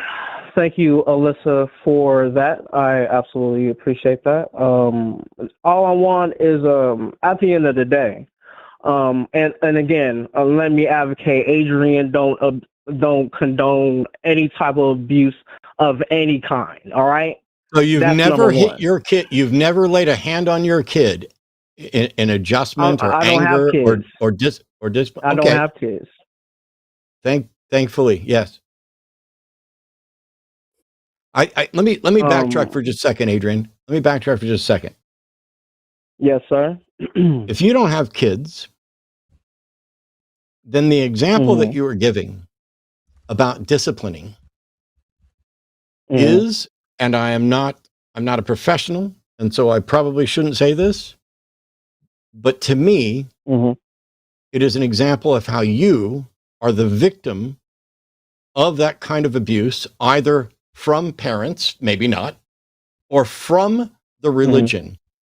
The religion has convinced you that God hits you because he loves you, that God doesn't give you evidence because it's to test your faith, that God doesn't answer some prayers for reasons that are above and beyond you, that what he has as love, even though it is completely indistinguishable, his existence is indistinguishable from his non-existence. It is just like you live in a world that does not give a shit about you, but it's because God moves in mysterious ways. Your mind has been so taken over by the rationalizations involved in trying to make excuses for why you don't have a good reason to believe and why none of this makes sense, that you are willing to talk about it in terms of punishment in terms of discipline, in terms of violence. Why would God, the all-knowing, all-powerful creator of the universe, ever feel the need? Why would it ever be necessary for God to be anything other than direct and loving and honest? And to answer that question, I believe that God has been direct and honest about where he comes from and what he expects from his creation. Okay. How can I see God's directness? Because as someone who's been engaged in this for 20 years from this side, but prior to that, yes, as someone who's been engaged in this for 20 years from this side, but also was a fundamentalist Southern Baptist Christian going to become a minister, having read and studied the Bible in Greek, Aramaic, and Hebrew, even though I don't speak those languages, so I got to have a pile of dictionaries here. Having going through all of this and studied the philosophy and engaged in research in an armchair sense on countless religions and religious claims, I have yet to see any example of any God saying or doing anything either directly or indirectly. Where can I see this directness from God?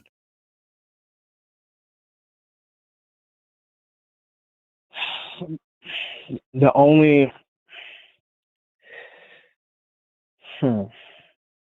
very good question, man. And I Adrian? just think personally.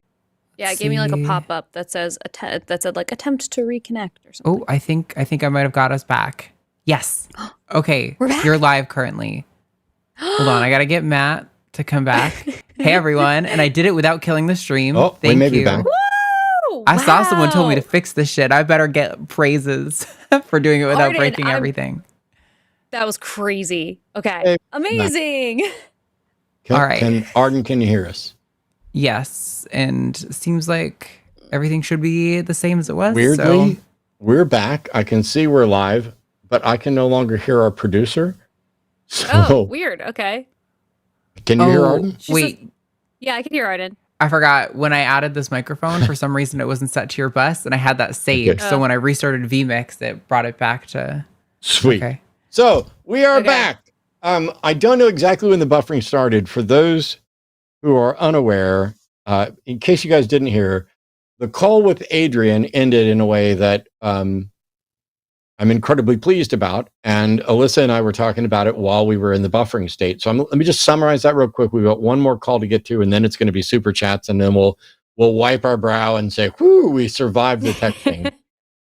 When Adrian first started talking about hitting kids as an example of discipline, yeah, that's never going to fly. However, I partially misunderstood. He doesn't actually have any kids. And so at that point, it became clear that he's using a particular example of discipline, tough love, that is problematic, that he doesn't understand is problematic. He hits me because he loves me, or you have to engage in this kind of discipline and thing like that. Once we sorted that out, I asked him, we kind of backtracked a little bit. I asked him a follow-up question about the subject, and he acknowledged it was a good question. And then I asked him if we could just stick a pin in this, because given as heated as things were going, and this was a good question that he really should think about and seemed to want to think about, to go off, think about that question, and come back with an answer or some point of discussion later. Because that way we end the conversation without me being frustrated and irritated that there was even a hint of a notion of, hey, it's okay to beat people to get them to do what you want. And it's like, why under his model of God would God have to do anything other than just be loving and open and direct? And Adrian had said that, oh, God has been direct. And I'm like, in the entire history of the world, I'm not aware of any God ever being direct or indirect about what they want, who they are, what they need, what they expect of us, or anything else. All I hear is people giving their opinions about what God wants. And Adrian agreed. It was a very good end of the call. I'm crushed that whatever technical issue, because I know my reputation, and there were people out there who, when I started going off about that, there were people out there cheering, and then there were other people who were like, "Oh my God, can't he just do it without getting pissed?" And both views are acceptable. I know who I am. I know what my reputation is. And I also know what I am and I'm not going to put up with. And you're not going to even halfway give lip service to beating people. Here. But we ended on really good terms. Yeah. Adrian's going to call back another time. And we have one call left today. And then we'll go on to the super chats. So that's what you guys missed in the technical issues. As a witness there. It was a really lovely end to the call. And that's why I like when Adrian calls. Someone in the chat was like, Alyssa's just trying to smooth it over. And like, no, not really. Like, he should be responsible for the things that he says. And Matt was holding him responsible and accountable for the things that he was sharing. But I find Adrian to be a pretty honest caller. Like, he really is trying to just have a good conversation and is not intending to be like rude. So anyway. It was a really lovely end. Don't get me wrong. I understand how absolutely unfair it is for almost everyone who calls in. This is not a brag. This isn't even a humble brag. I've done this for 20 years. This is my life's work, my life's study. I could do this stuff asleep, drunk, high. I'd rather not do it drunk or high. And so when somebody's like, "Oh, that's a really good question," I am frequently, let's not be coy, I am frequently glib, as in, yeah, I know it's a fucking good question. I've been asking it for 20 years. You know what I'd really love? A good answer instead of the same bad answers over and over again. I know what I know what it's like. I know that if the Christian version of me was sitting at home, first of all, I wouldn't be watching this. So kudos to every one of them that are and bother to call in, because there's no way I would have been watching it, and there's no way I would have called in. I would have prayed when I heard about it, and I would have gone on with whatever I thought God wanted me to do. We have one more caller and then some super chats, and here we go. Amir is calling from the UK, pronouns are he, him, to say, at its core, both atheism and theism are a matter of preference rather than evidence. What do you mean by that, Amir? Sure. I just want to say I was fortunate enough while waiting in the queue to hear the conclusion of your previous call with Adrian, and it was a very poetic ending. So in response anyway to what you just asked, Matt, so I'm not here to argue for the existence of God. My point is much simpler. And when we examine naturalism,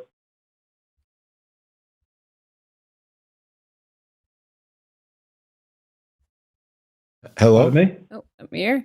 I'm here. Yeah, I didn't think you were here. I didn't think you were here to argue for the existence of God. It says here, at its core, both atheism and theism are a matter of preference.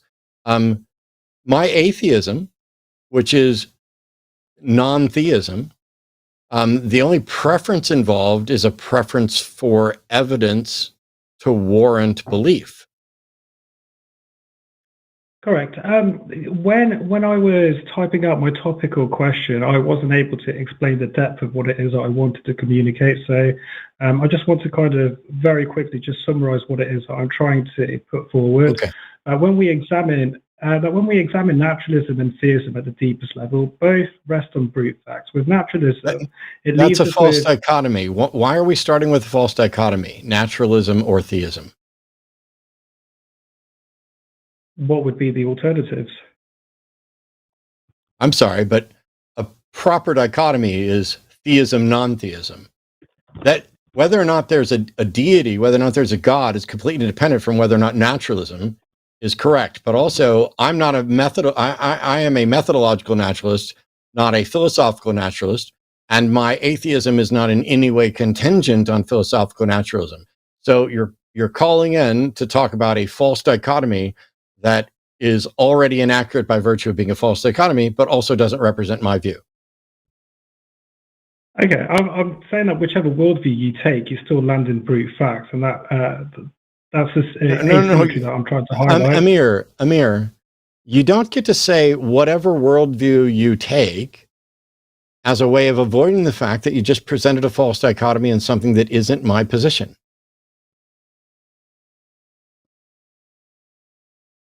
Could you clarify your position, please, one more time? I think there is a natural world. I think I experience the natural world. I don't have a solution to the problem of hard solipsism, so I can't necessarily say whether this is the ultimate real world or anything else.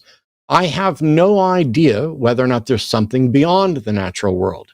In order for me to have a warranted position that there is something beyond the natural world, I would need argument supported by evidence. In the absence of that, I reject the claims of supernaturalism, not that they are not true, but that they are not currently warranted. That's it. Okay. So you admit that you don't know if there's more beyond the natural world. And I think that's my point, is in both naturalism and theism end in brute assumptions. No, Amir. Wow, this is so frustrating. Once again, you went back to naturalism and theism as if that's a true dichotomy. It's not. I'm also not a philosophical naturalist, just a methodological naturalist. I experience something. I'm okay with the notion that that's the natural world. I don't understand what point you're trying to make, because even under your false dichotomy, my answer is, so what? Why are we spending any time discussing this? Okay.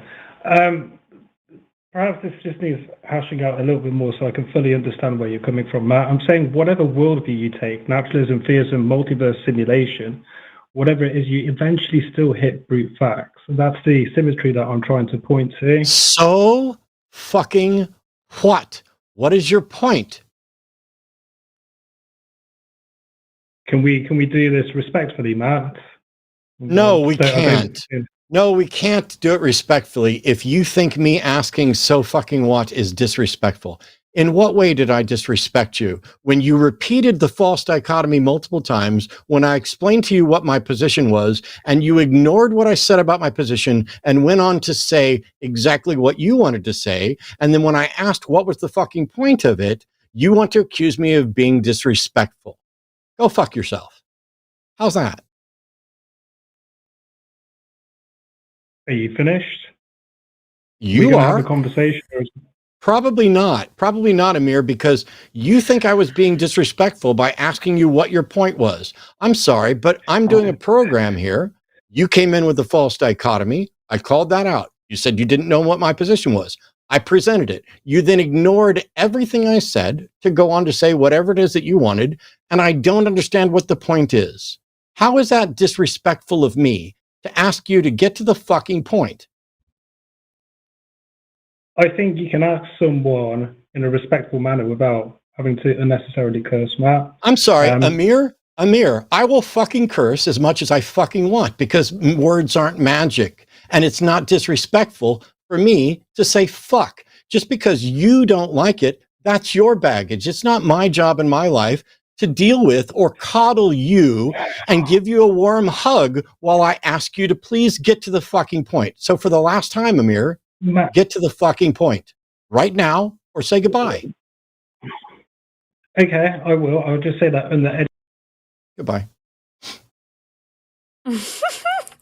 Amir has called other shows, and people have told, including Chewed Gum, and we pretty much have all told him to call you at some point. And this went actually exactly how I thought it would. Yeah. Oh, whether you pick theism or naturalism or multiverse or whatever worldview, you just get to brute facts. Excuse me, but as somebody who's been talking about this for ages, there's a difference between methodological naturalism and philosophical naturalism. Philosophical naturalism is an untenable position that asserts that the natural is all that exists. I don't know how you would ever demonstrate that. And so I do not and cannot hold to the unfounded assertion, the untestable, unfalsifiable assertion that there's nothing supernatural. I also cannot give my assent to the claim that there is something supernatural. I have no idea whether or not there is or not. The time to believe that is after there's evidence. That's not a position of me getting down to preference, which is what you originally wrote. It's not an issue of me getting down to just brute facts. There is what I experience and what is demonstrably rational and supported by evidence. And in the absence of evidential warrant, it's not even a choice. I don't accept doxastic volunteerism. I do not think that you choose your beliefs in any simple sense. And so I operate under methodological naturalism, which is that we accept, even though we cannot prove, that you and I share an existence that we're going to call the natural world, and that we can explore that one together. That there is a reality in which things manifest, in which we can test. I am completely uninterested in the both sides, whataboutism, agnostic, atheism and theism are both unjustified. No, that is flatly false. There is a default position. If the proposition is something supernatural exists, the default position must be to reject that claim, to not agree with that claim until that claim meets its burden of proof. If somebody says there is a natural world, we are stuck because of the problem of hard solipsism of demonstrating that the world we experience is in fact the actual one. But at a minimum, we can agree within the context of this that what I experience is the natural world. I think Alyssa and I experience the same world. And I think that for a number of reasons, not just because when Alyssa came down and we all went out to breakfast, I get it. Everything I know about her, including while we were supposedly standing there in person or sitting there in person, comes through my senses. I have to rely on my senses as a practical necessity because all of the available evidence coming through my senses suggests that if I stop relying on them, I will die. If I try to cross a street and ignore the fact that I sense a bus coming with my eyes and my ears, I will almost certainly, or at least the impression I have is that that bus will hit me and I will likely die. Or I will be injured. That much I know is true. I don't know for sure that I'm ever going to die, but I know I can be hurt. And when you begin building a worldview out of that, by saying, here's what I experience, I convinced other people experience it too. If solipsism were true, that would mean that I created every wonderful piece of music that I've ever heard, every mathematical solution that I still don't understand, and that I've taught myself everything. And not only that, but if there's a problem that I don't know the answer to, and then I go out and explore and I learn, and I find that somebody else understood that problem 20 years ago, 30 years ago, 50 years ago. Yes, I know I'm still getting it from my senses. Did I invent all of that fiction in order to teach myself something that I did not understand? It leads to absurdity. So as a matter of practical necessity, I make an axiomatic assumption that I experience reality. That does not mean that the claim that there is a God and the claim that there isn't a God are on equal footing. And it certainly doesn't mean that the claim belief in God is warranted and the claim belief in God is not warranted are on equal footing. I have no idea what your point was, Amir, but if you're just going to keep presenting the same false dichotomy, tell me you don't know what my worldview is, and then after I explain it to you, fucking ignore it, that's disrespectful. You can't play at my level. We just demonstrated that. You can try and call again, but I'm not going to sit here and have someone accuse me of being disrespectful to them while they're being disrespectful to me. I'm sorry that I had to do the homework for both of us, but at least somebody did the homework. On that note, we got no more calls and I don't have another sermon. I don't have another sanctimonious point to make. We just got super chats. Oodles and gobs Best of part them. of the show.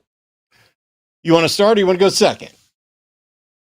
I'll start. $9.99 from Hannah Hodgins. Thank you to The Line and these two hosts tonight for defending skepticism and, of course, humanism. I'm very happy to be a member of this wonderful community. Thank you, Hannah. Hannah watches Chewed Gum a lot, too, so I appreciate you very much. I reckon I've talked about her avatar thumbnail and how I always think it's somebody else, but awesome. Thank you, Hannah. It looks like my friend Tara. Every time I see it, I'm like, it's so cute. It looks like Andrea Botas, a chess player, a chess streamer. Well, actually, I should say a DJ streamer now. But. I know her. I've met her before. She's super nice. Yeah. Her sister plays chess too, right? Yeah, Alexandra.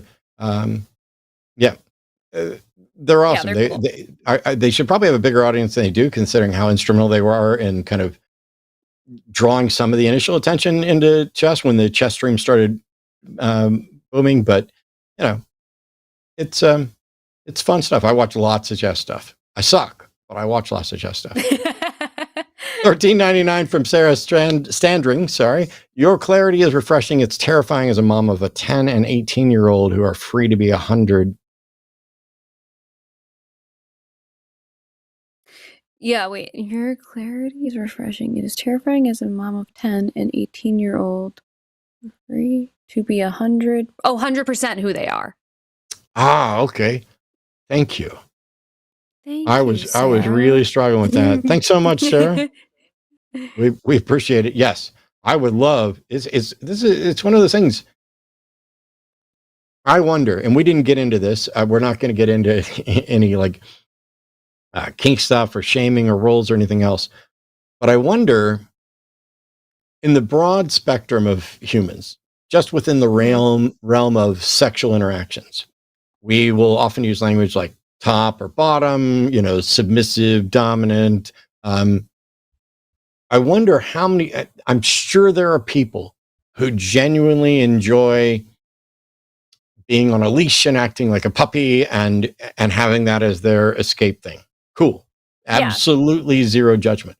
But there are other people who may find themselves filling that role or a role similar because society was such that was the only safe way for them to engage in what the closest thing to their preference is, because society hasn't made it safe for them to be themselves. If we could get to a point where, and I go, it's pie in the sky, but if we get to a point where everybody can be themselves, I think the world would be so much more interesting, and it'd be terrifying because we wouldn't have the cookie cutter boxes to dump people into, Well, and also a lot of the fantasies that people have sexually are just the opposite of what their day-to-day life is. So like there's a really great book that I like to share this stat on these shows all the time. So sorry because people have heard it a million times, but there's a book called Tell Me What You Want. And this guy, Justin Lee Miller, did a survey of 4,000 adults in the US, which is the largest survey about sexual fantasies that's ever been conducted. And he had all of this background information. And one of my favorite parts of it is that people who are registered as Democrats were far more likely to have fantasies about traditional gender roles. And people who are Republicans were far more likely to have sexual fantasies about infidelity, about orgies, about all these like different taboo things, because it's what we fantasize a lot about are things that are taboo. So if we were to take like everything off the table, if nothing was taboo, I don't know what we would fantasize about anymore. Yeah, and it's why this shouldn't be surprising to anybody. We go to the movies, we watch the Marvel movies, the superhero movies. We engage in video games. It's escapism. Our day-to-day life is familiar. It's the same. Jokes are funny because there's a surprise. Jokes are funny because there's something your brain didn't expect. That's why you laugh. It is an involuntary thing. Something is interesting and something may be what's the right word? Titillating, because it's not the ordinary. And so you find that the person who is absolutely in charge every day and has to be the boss and has to put their foot down might want somebody to, degrade them or whatever else as a form of escapism. And all of that can be healthy under the right circumstances. And yet what ends up happening, I think, and I'm not remotely the expert, is that people get denied that sort of escapist release, which would be perfectly acceptable and safe. Mm-hmm. And it builds up until they either have to act out or shut down other people's rights. Yeah. In order for them to cope with the fact that they don't get to be who they are. Yeah. And at a minimum, it just creates so much shame that then, expands into things like making sure no one else gets to experience these fun things because they don't get to. Anyway, $10 from the atheist mechanic. Why should I consider what God thinks in this respect when he can't give Mary an option on being pregnant according to the story? Great point. That is a Fortunately, great point. I don't think that one happened either. $10 from Greg Murkowski. Right. The hang up on Wednesday is better than sex. Not really, but close. I agree. It's not really better than sex, but it's close. But it's close. $10 from the atheist mechanic. It's also pretty creepy that God watches everyone having relations, but that seems to be his thing, I guess. No power to him. There's a great song called God is a Freak, and it's by Peach PRC. It's so funny. I'm going to put it in the Discord because I think I might have sent it to Arden at some point in life, but it's really funny. And it's literally all about this, about like, why is he watching me literally one of the lyrics is, why is he watching me getting railed on the couch? Hilarious. $10 from Joshua Everett. Okay. For the demeasuring contest, is the contest part finding the largest size or the accuracy of the measurement? Does the penis have or win the medal, or does the surveyor? So many questions. I don't know. All I know is for the longest time, I thought dick pics were a myth. Like I'd hear about people getting dick pics, and I was like, yeah, that pretty much that has to be something that almost never happens. And then every woman in my life I told this to pulled out their phone and went, yeah, it's not a myth, dude. It's not even fucking rare. It is. I have seen more penis than most physicians, I know. I wish it was more rare, mostly because they're unsolicited. Like most of the time they're unsolicited. So, if I asked, that's different. But I don't really know that many people who ask, honestly. Why would you need to ask for something that's so freely available everywhere? I could pull up Google and see 1,000 dicks in about 20 seconds. No, that's so true. They really haven't hacked the supply and demand part of all of this. That's fair. $10 from Alicia on a silver bow. What does a horny frog say? Rub it. That's good. That's good. I like that one. That is an incredibly appropriate sex pun for a nice show. Thank you. $10 from the atheist mechanic. Outside of preference, is there any reason to be a size queen? I've never understood being that way when it's something you can't really change. I mean, no. It's purely preference. Outside of preference, what's the reason for anything? Yeah.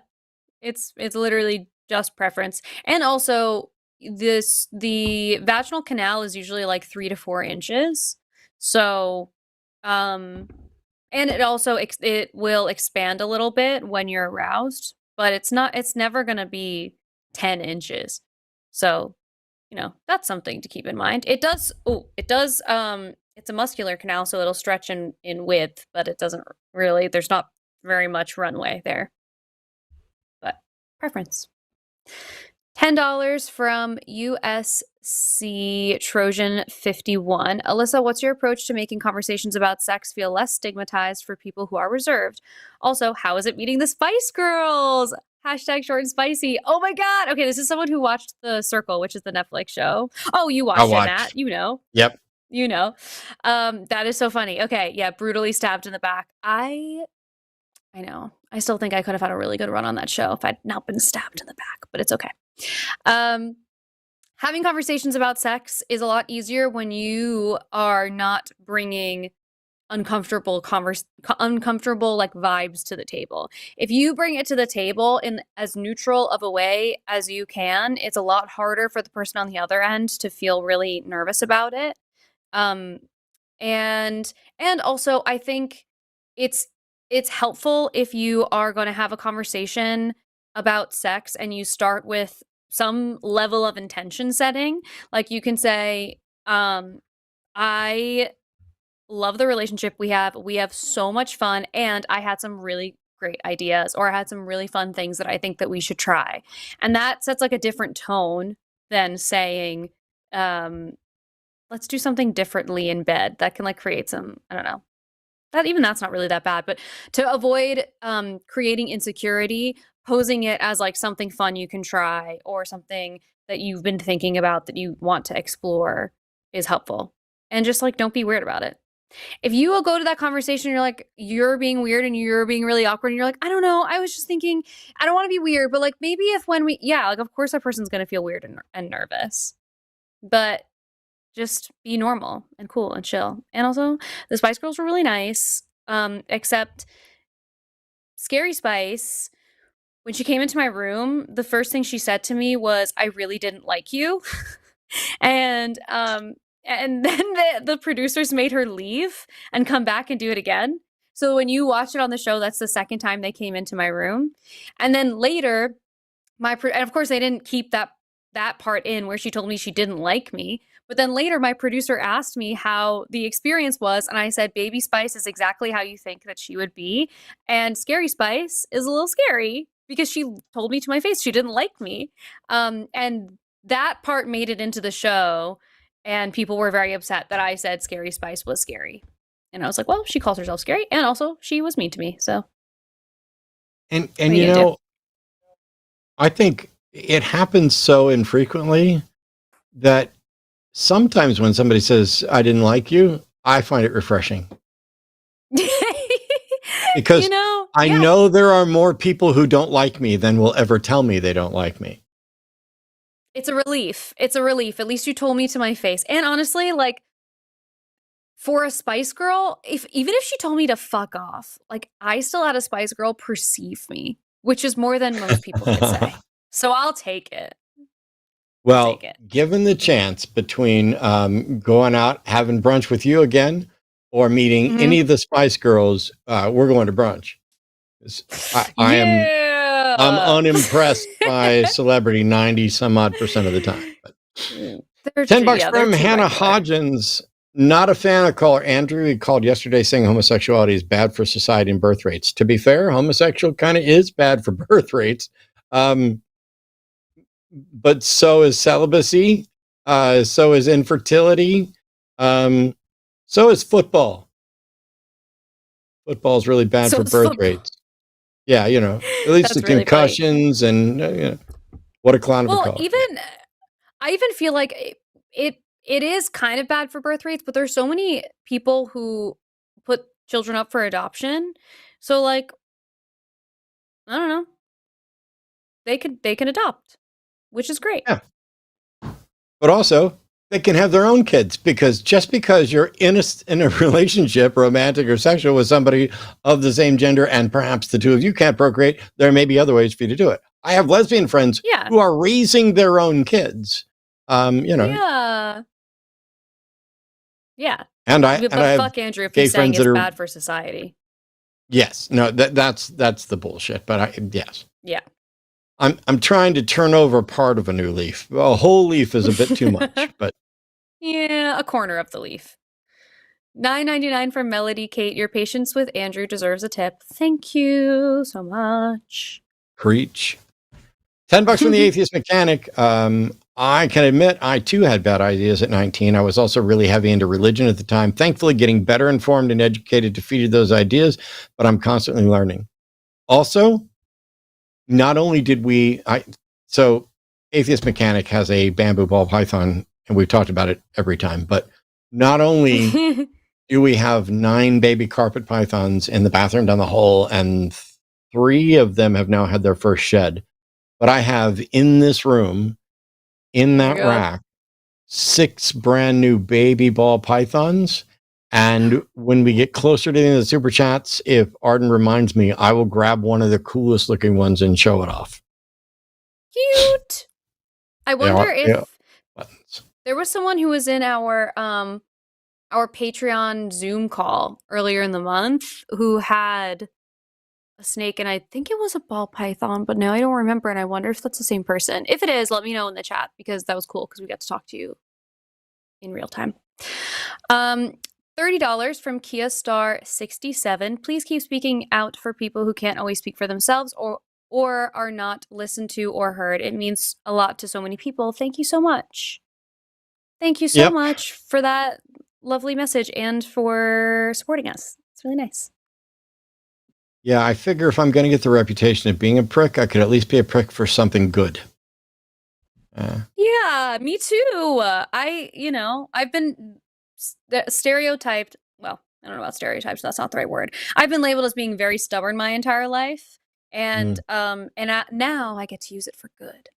Yeah. And also, I just heard the atheist mechanic that was him on our Zoom, so I got to see his snakey in on the Zoom call. It was really fun.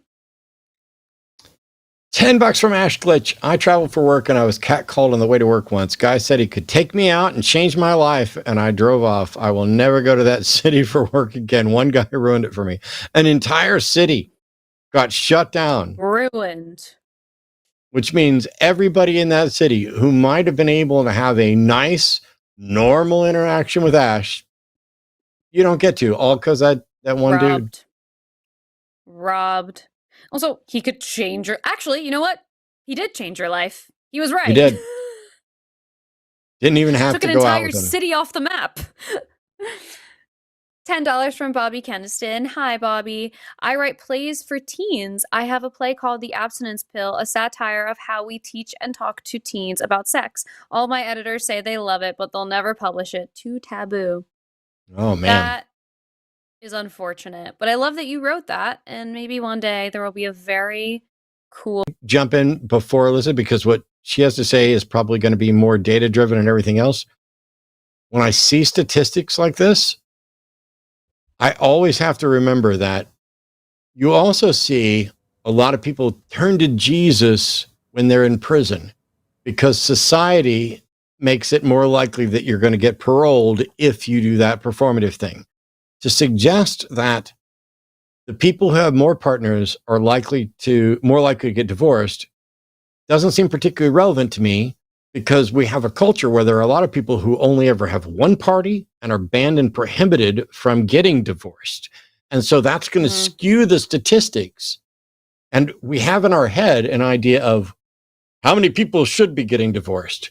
And we have an idea in our head, how many people should be getting abortions? And my answer is, there should be as many people getting divorced and getting abortions as need them.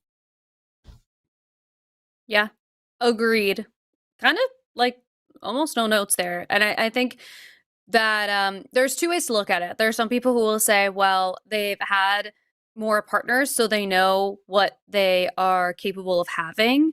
So when their relationship is not going the way that they want it to, and they know what is available to them, then they're more likely to look for that elsewhere.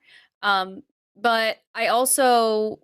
part of it is also, you're right, Matt, that some of it's like, if you are a person who's growing up in an environment where you're going to have one partner, that's the person you marry. It's also likely that that's a community that's not going to really encourage you getting divorced either. It's like that's all that same like pipeline. So a lot of the times with studies like this, there's so much more nuance involved in them. We can't take them as at face value for that reason.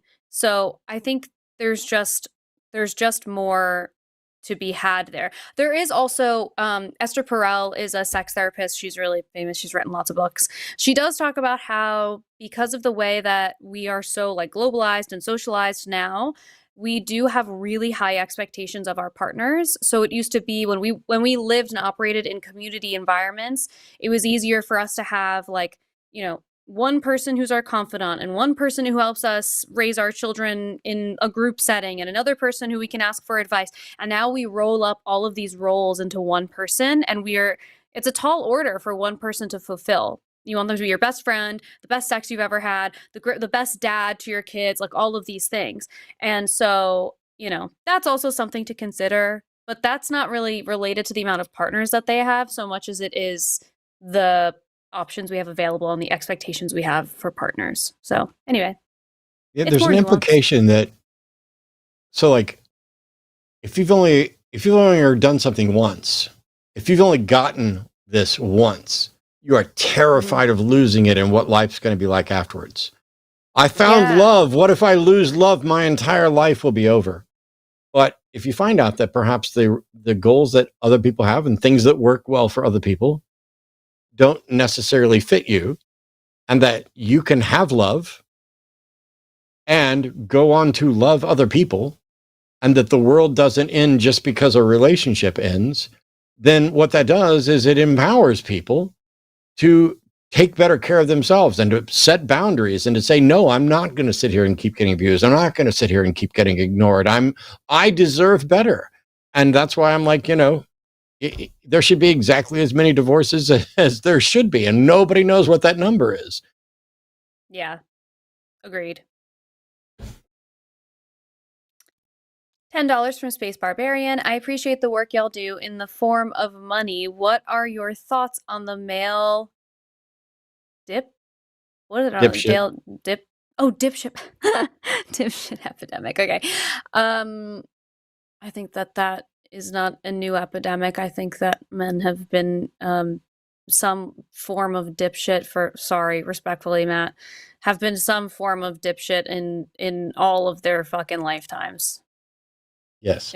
If history tells us anything. I concur.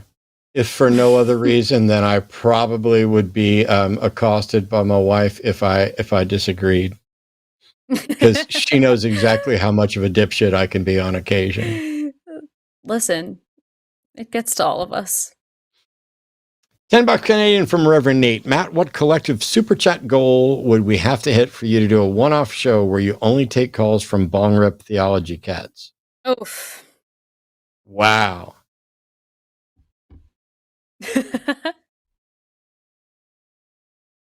Okay. Jimmy does this stuff all the time. It's not going to happen tonight. Obviously, there's too much going on. But let me tell you guys what's happening.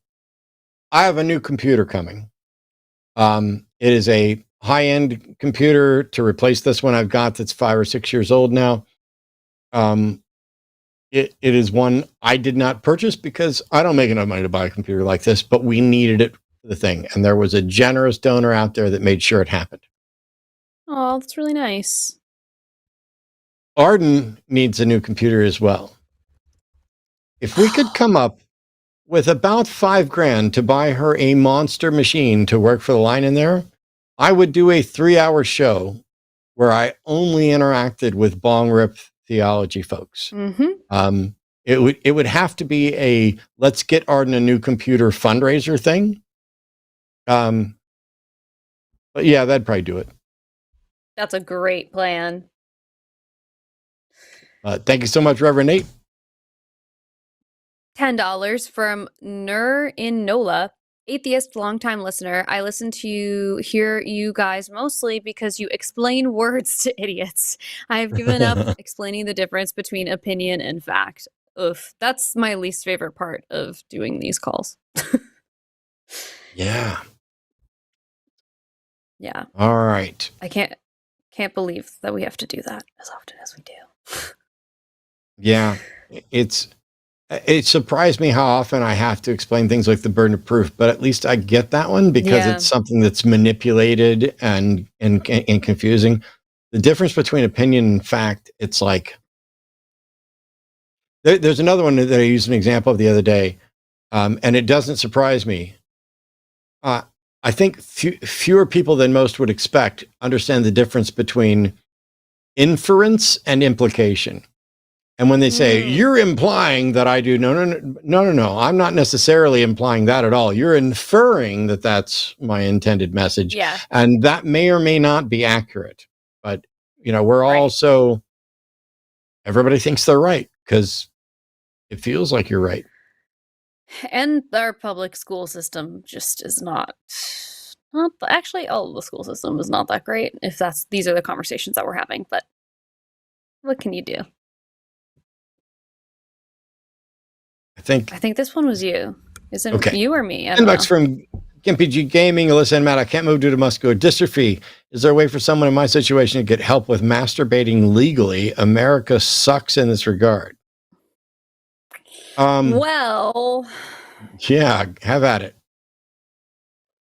There are some legal brothels that exist in the US. It depends on what state you're in. Yeah, it really depends on what state you're in. I mean, basically, you're going to look for a sex worker, which is awesome, and they exist out there. Yeah, outside of, there are places where it's legal, and most places it's not. And yes, I agree that America sucks in this regard. I think you get to be an example of one of, we shouldn't have to say there are people out there suffering from muscular dystrophy and other conditions, and they just are unable to take care of themselves. And so just for their benefit, we should allow people to participate in consensual sexual activities in exchange for currency, my friends. We should just say everybody should be fucking allowed to do this. It should be a nothing burger for anybody, no matter how ambulatory they are or aren't, to engage in consensual acts with somebody else. Yeah, agreed. Imagine that, adults being able to do things that they want to. Who knew? Who knew? $10 from Joshua Everett for our lovely and wonderful stream savior, Saint Arden. Give the girl a raise, Jimmy. Facts. Yes. True facts. That was awesome. Not opinion. Fact. True. Yes. Yes. $10 from the atheist mechanic. All love and praise to the wonderful Arden. Amen. And there was much rejoicing. $10 from One-Eyed Heathen. Hitting and yelling were both my parents' MO. My brother is now a crazy person who carries a loaded gun on his hip in his own house, and I escaped. We did not turn out fine. Don't hit your kids. Yeah. I'm stunned. Yeah. Yeah, aside from how it's literal abuse, and you don't hit adults to communicate a message. So why would you hit a fucking child? That makes no sense. If you hit an adult, you would go to court. They would arrest you, but you can hit your children. How does that make any sense? And also, kids very badly need to see positive conflict resolution. That's how they learn. They need to see it around them. They need to understand and see things like affection, conflict resolution, good communication, healthy displays of emotions. And if you are the adult in the room and you literally cannot regulate your emotion enough to communicate to a child the difference between right and wrong, you shouldn't have been a parent to begin with, and you need to find other kinds of support. Yeah. Will Judy, hey man, hope you're doing well. Will Judy said elections are happening on November 4th this year. Make sure that your voter registration is good. We'll need you. Early voting begins on October 20th. Yes. As we get closer and closer to election season, assuming that the gerrymandering and the Trump's promise to get rid of mail-in ballots and all of that stuff allows us to have any sort of actual election at all, you'll definitely see talk on the channel ramping up. There's nothing, if you're not registered to vote and you are eligible to be registered to vote, there is nothing stopping you from doing it tomorrow. The only thing that's going to stop you from doing it tomorrow is thinking you can wait till the next day and the next day and the next day. And that's all fine until it's too late. So just do it. As somebody, I reached out through the Secular Therapy Project I have my first ever individual therapy appointment tomorrow at 1 p.m. It is Wow. It is massively overdue. I'm incredibly optimistic. It is something that absolutely needed to happen. And while I had a phone call with the therapist. We haven't met yet, but I felt better. Arden can tell you, I went through the psychotherapy project and put in kind of what I was looking for. And the very first result, I read about 3 sentences and I was like, yeah, that's Wow. what needs to. And so I reached out. They got back to me instantly, or not instantly, but really quickly. We had a quick back and forth, and it's not actually covered under my ridiculous $1,000 a month insurance that I pay for, Of course because not. Blue Cross Blue Shield Texas goes through some shitty Magellan that doesn't work with somebody else. But I don't care. I'm just going to eat the cost and do it out of pocket because I have to do this. And if I don't start tomorrow, I know me, and I will find an excuse to put it off, just like people find an excuse to put off voting or fixing any number of problems. There are things about my life that I would like to improve, and there are other things that I don't want them to get worse. Please don't give any unsolicited health advice or anything else. I am, according to 2 of my doctors, in about the best health I've been in 25 years. My numbers are good and they're going in the right direction. I'm in the best relationship of my life. And yet all of this is happening when the world is the worst it's been in my entire life across the board. I don't think it's a surprise to anybody that I have problems with a lack of closure and with injustice and with people not being honest or not getting what they deserve, and it's a source of frustration. This is built up into a handful of things. And I'm incredibly optimistic that starting tomorrow, I'll start a path that lets me learn how to be a better version of me. I'm so excited for you.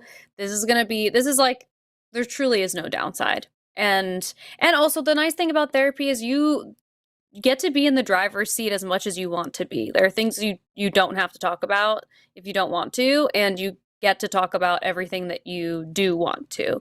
And it's like just the weight off of your shoulders when you get to this is a person you're paying to unload onto. It's awesome. Yeah, by the way, me mentioning this is twofold. One, it's a reminder to everybody that not only do we support and encourage people to reach out to recoveringfromreligion.org, but also we encourage people to reach out to the psychotherapy.org if you find yourself in need of counseling. And the other thing is, I'm pretty sure that it took me this long because despite talking about it and being positive, I was probably not completely honest with myself. And was procrastinating in any number of things. And if I say it out loud, this isn't about, ooh, you look at Maddie's going to therapy. This is about me saying something so that I have to hold myself accountable. So that if, as I show up on, other Wednesdays, it can be, yeah, things are going better. I'm feeling much better about this. I'm doing good. I highly recommend this, and boom, boom, boom, boom, boom. Or, that was absolutely shit. That was terrible. Rah, rah, rah. Who knows? But it's a way of kind of holding my feet to the fire a bit. But thank you so much, Will. Yes, so get out there, excited for register you. to vote. That's awesome. $10 from Jack. Yes, sir. A flawless super chat. No notes. Thank you so much. Wonderful. $10 from Alyssa Silverbow. Why don't churches have Wi-Fi? They don't want to compete with an invisible power that actually works. That's really funny. Ooh, nice. That's really great. $20 from Green Man Dave. I don't always send unsolicited YouTube censored pics, but when I do, I only send the very best. York Sergeant Van Dyke. Do you get it? Oh, ha, I get it. Yes, I do. Okay. Dick York. Dick Sargent, Dick Van Dyke. That's good. I like that. It's especially good because Dick York and Dick Sargent both played Darren on Bewitched, and that's just for us old people. Oh my God, that's so funny. I didn't know that wow. They replaced one dick with another. Oh, as one does. All right, you get the final one. I'm grabbing a snake. Okay. Yay. Okay. 10 Canadian dollars from Reverend Nate. Alyssa, how much of your work has covered neurodivergent people? I'm dating someone who has some touch issues, and it sounds like no one ever asked them, is this okay? Which says a lot about normal. So I think the majority of my clients have had some neurodivergent diagnosis. And I think with touch issues specifically, if it sounds like it's just a consent conversation, then you're on the right track if you're sensing that that's what it is. But I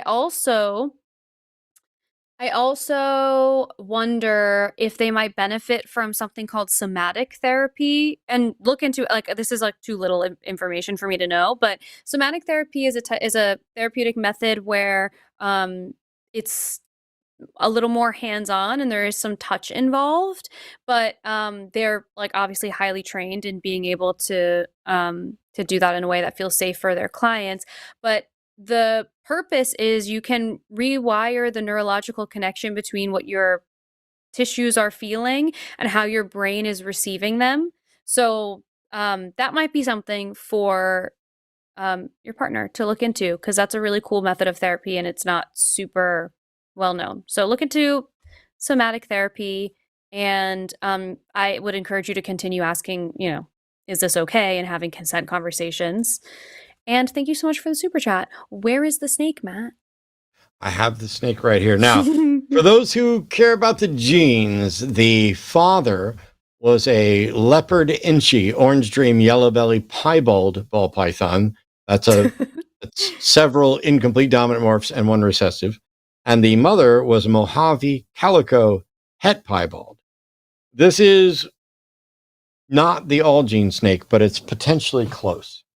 And what I suspect this is, put this on here, is a leopard calico OD YB hide. So the piebaldism's there. You get good lines. I think there's Mojave in there too. I think this is everything except for Inchi. But yeah, my intrusive thought every time we see the snakes is that I just want to keep going like this back to them. Yes. Because I think it's really cute that they're doing that all the time. And I know that it has a purpose, but it's just really cute. Yep. It has an incredible purpose. For anybody who doesn't know, I'll hit the purpose real quick, and then we're going to end the show. Snakes have what's called a Jacobson's organ, and their forked tongue goes out and picks up particles in the air. When it goes back in the mouth, it then pops up and deposits those particles in a crevice where the Jacobson's organ is, and that's how they smell/taste the world. And so when they're flicking their tongue around, they're getting their bearings and tasting stuff, and they can sense where things are and everything. It's really good. Wow, that's amazing. I just love them all so much. Anyway, first of all, huge thank you to Alyssa for finally agreeing to come on and hang out with me for the hang up, and to our call screener, and to the lovely producer lady down the hall, who will explain to me later just how much of a dipshit I am. And I will just say, yes, dear, you are completely right.